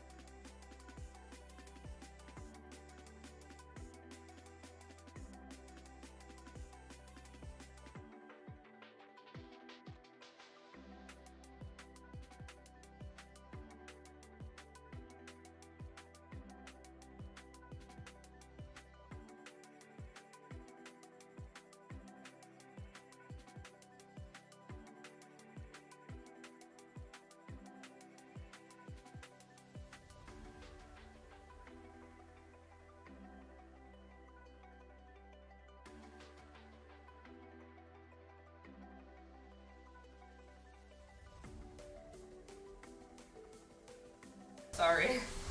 The camera's back now, though. All is well.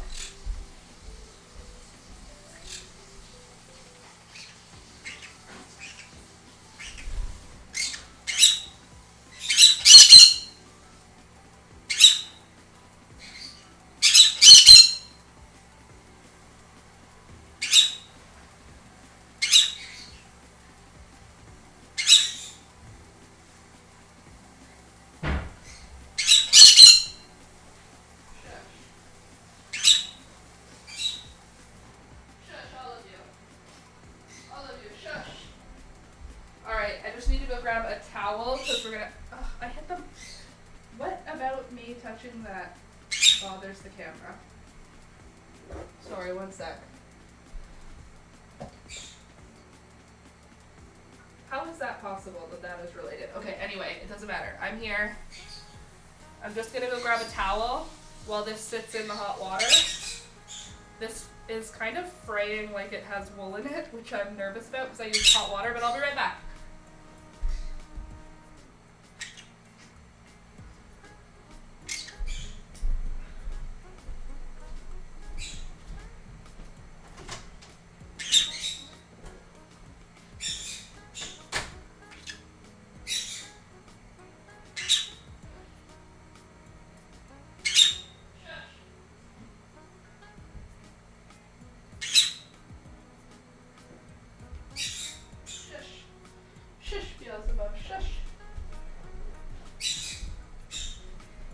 All right.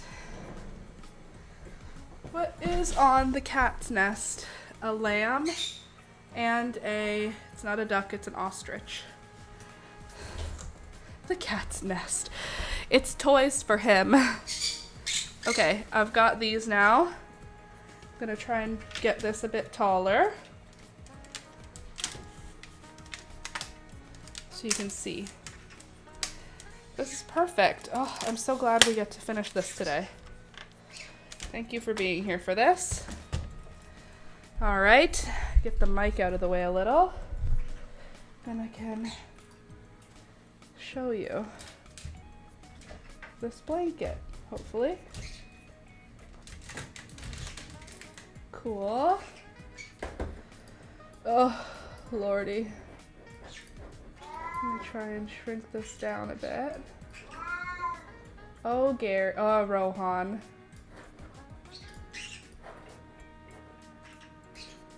Okay, Thunder, you come to the front. Good. And then this. You come over here more. Good. This can come over here. Like that. There. Good. This has now been sitting for a minute. I don't need it to sit very long. I just want it to get soaked, and I think it's soaked. So, ow, it's hot water. Of course, that's what I did.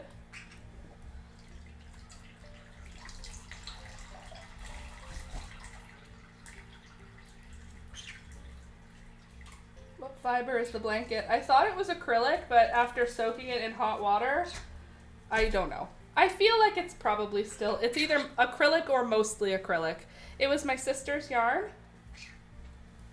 but it did do a little bit of a reaction to being soaked in hot water. So maybe there is some fiber in here that is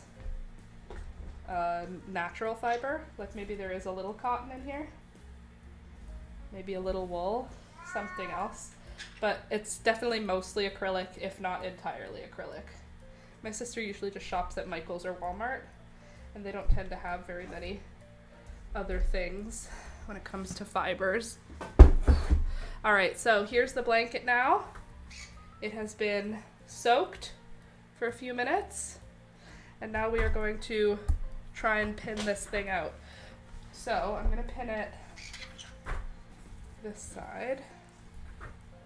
And I know how long we originally had it be. Like, I know that it was originally 24 inches wide, I think. So I haven't really figured out what we're gonna do. I think we'll have to do 2 squares wide. But don't worry, I have 2, so we're fine. And then move the mic. Oh God.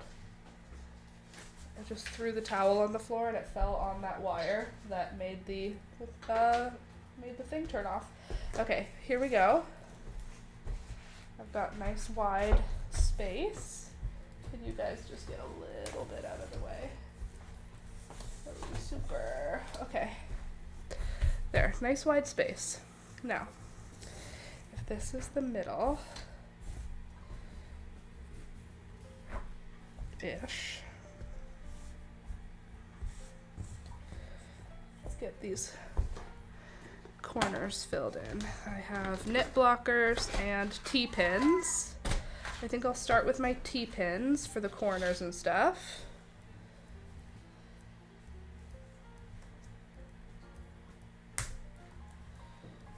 Good spot. Actually, maybe I should start with my knit blockers.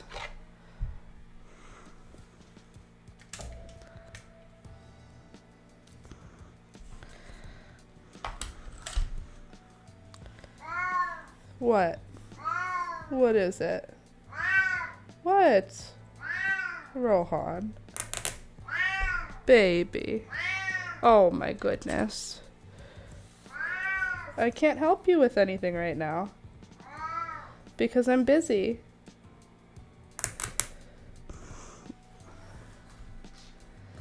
Okay. Just needs to get stretched this way. This all needs to come this way. Okay. And this all needs to be this way. Okay. Okay, so first I will get the whole side, top side. Let me try and show you that. Here's the side I'm going to work first with my little knit blockers. So usually I swap some of them out. So I'll start with the knit blockers like this, and then after all the knit blockers are in, I can swap out some of them for T-pins. But by doing it this way, I'm able to get a really good straight edge on it anyway. There. So there's our first side, looking very pretty. And then I can start pulling this down and this up until we run out of knit blockers. That's not bad. Lengthwise, it's not as long, like I said, as I would have wanted. But we only had the one ball of wool to work with, ball of yarn. I don't even know if it was wool. Probably it was acrylic.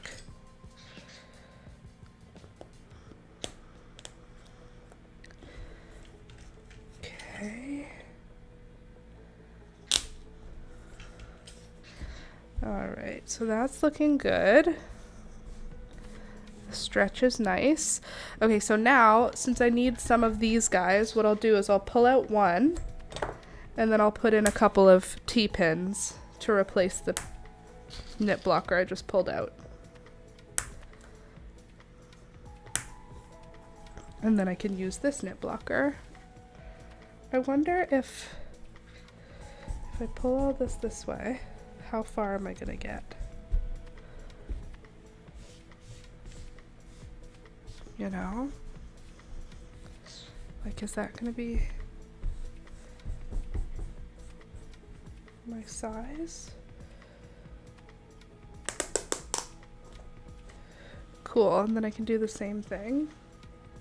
If I just pull all these down.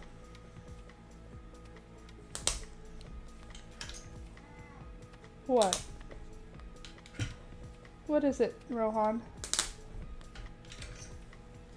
Do you need attention?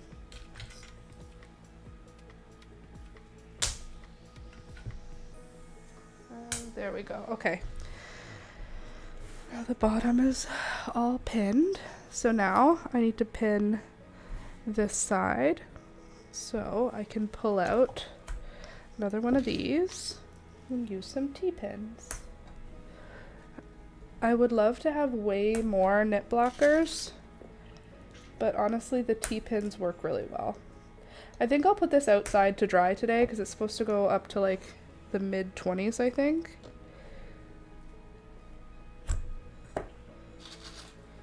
So I think it'll be warm and then it'll dry faster.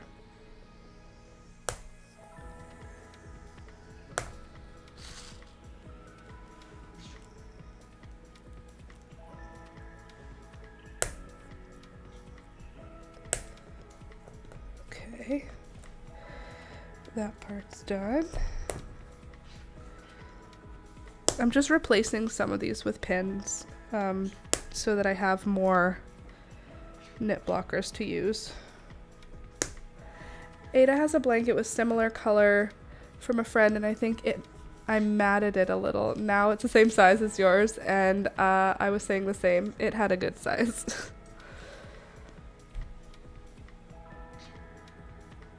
I think the size is fine. It's not big enough to use as a blanket, but it's big enough to use as a blankie, you know?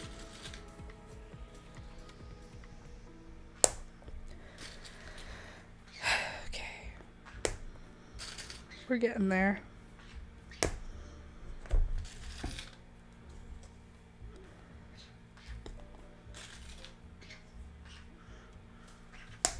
I love these T-pins. I also love the sound it makes when the pins go through the mat. Do you hear it? It's so crunchy.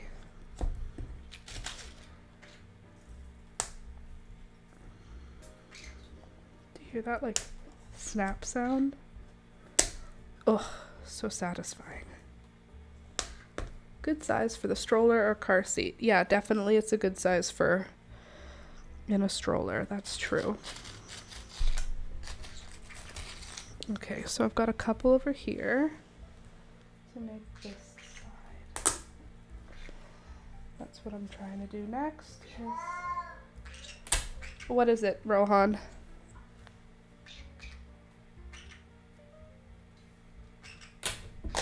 There we go. Cool. And for her dolls, totally.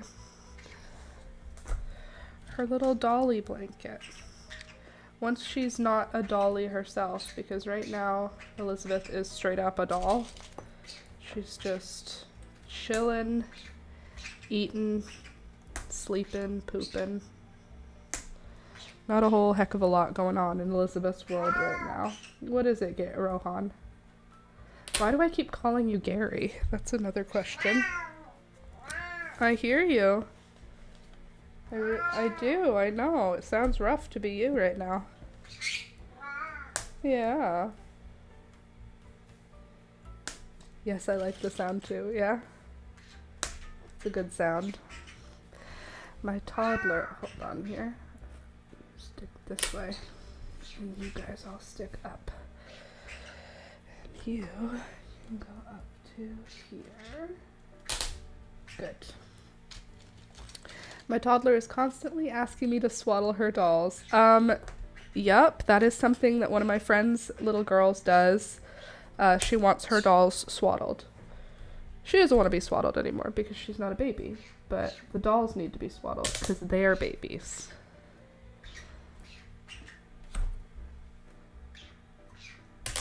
All right, I think we are almost golden now.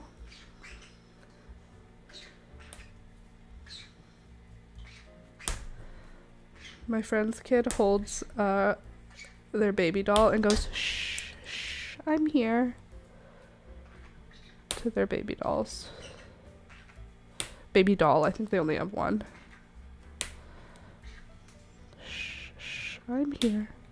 So cute. And Alistair goes, your brother's here, Elizabeth. Don't worry, Elizabeth, I'm here. Alistair's here. Your brother's here. That's what he says to her. It's so cute. I need to show that to Ada. Or not. Yeah, or not. Whatever.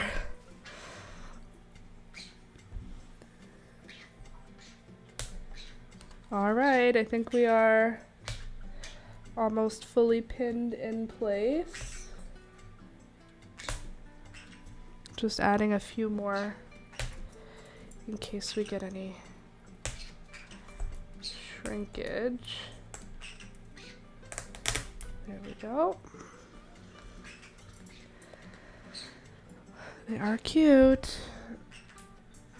Toddlers are very cute. All babies are very cute. Okay. Last one. I think that's good. I think you don't need that many here, so we'll take one. And where else is there too many? I think that's it. I think that's good. We've got all the knit blockers in place, all the T-pins in place. Do you want to see it? You want to see how big the blanket is now that it's pinned? Because it got much bigger. Well, let me tell you about it. Ready for this? Here she comes. Should we measure it? Yeah. Okay, let's measure her.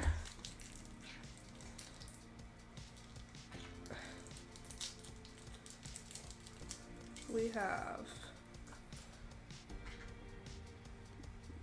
29 inches by 20 inches.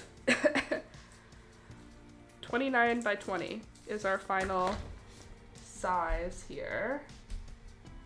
29 by 20. That's pretty okay. It's not 3 feet by 2 feet, but it's like, you know, close as we're getting.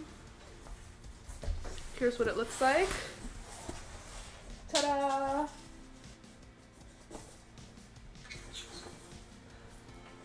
Beautiful blanket. That's a good enough size. Come on, for a little baby. She's tiny. She doesn't even do anything yet. All right, let's check out if there's any more stretching that we should do. Because I feel like there's room this way where we could pull this a little bit more over. Please hold. You'll just have to believe me. There's room.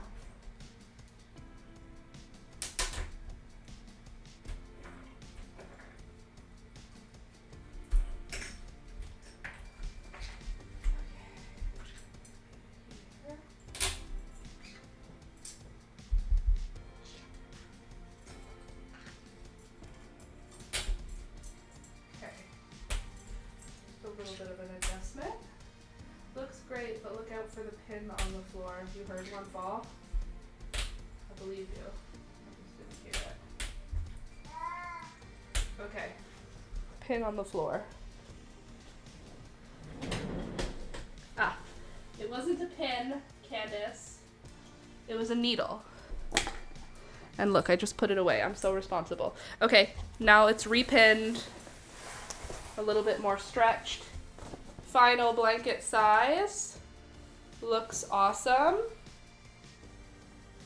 Now this is gonna go outside in the sun or in the shade, whatever happens to be out there right now. But the knitting part is finished. We did it. Good job, us. There, it's on my floor until I bring it outside. Ugh. At least we got something done. We got one thing done today. And this is my ball of yarn that is left. Turned out great, congrats. Well, I'll show you it on Monday because it needs to dry. Unless I give it to my sister today, which I'm not gonna do. I'm gonna wait until Monday, okay? Looks great, look out for the pin. That turned out great, congrats. Thank you, thank you. Yes, it's perfect, be careful. Right on time, yes, we did it, we managed. We succeeded. Unfortunately, it's not going to be dry for a while. I'm going to head out now. Go play outside for a few minutes. Get ready to do some babysitting time if I'm feeling up to it, / if my sister feels up to having me in her home while being sick. But I love you guys. I hope you had a good time. I hope you enjoyed hanging out with us. If you did, don't forget to click the thumbs up button on the video. It helps the channel grow. And you're already here hanging out with us, so you might as well. Also check this week's tutorial, which is the satchel side bag lined pocketed bag. And come back next week for a full tutorial on a lined granny square bucket hat. Isn't she beautiful? Ta-da, we finished her. Okay, love you guys so much. Spicy snack in Discord from hubby. Okay, before we leave, let's just see what your spicy Discord snack is. Jump to present. Thank you. Nope, not in live stream. Not in plants. Where's the picture? Where am I looking, Louisa? I'm not seeing it. Is it in food? Is there a food? In live. I just went in live. What do you mean? Live stream discussions. Oh, it just didn't load yet. Hello. We've got basmati rice and chickpeas and beans. Looking delish. All right. Love you guys so much. Thank you for being here, and I will see you next week on Monday. If you are new here, Monday, Wednesday, Friday, we get together from 9 a.m. until 12 p.m. 9 a.m. till 12 p.m. Monday, Wednesday, Friday, just to hang out, do crafty stuff together, and all the fun things. So if you're interested, join us, subscribe. Don't forget to click the thumbs up button before you leave. Like the video, like the video, like the video. Thank you so much. Also, okay, that's it. Bye.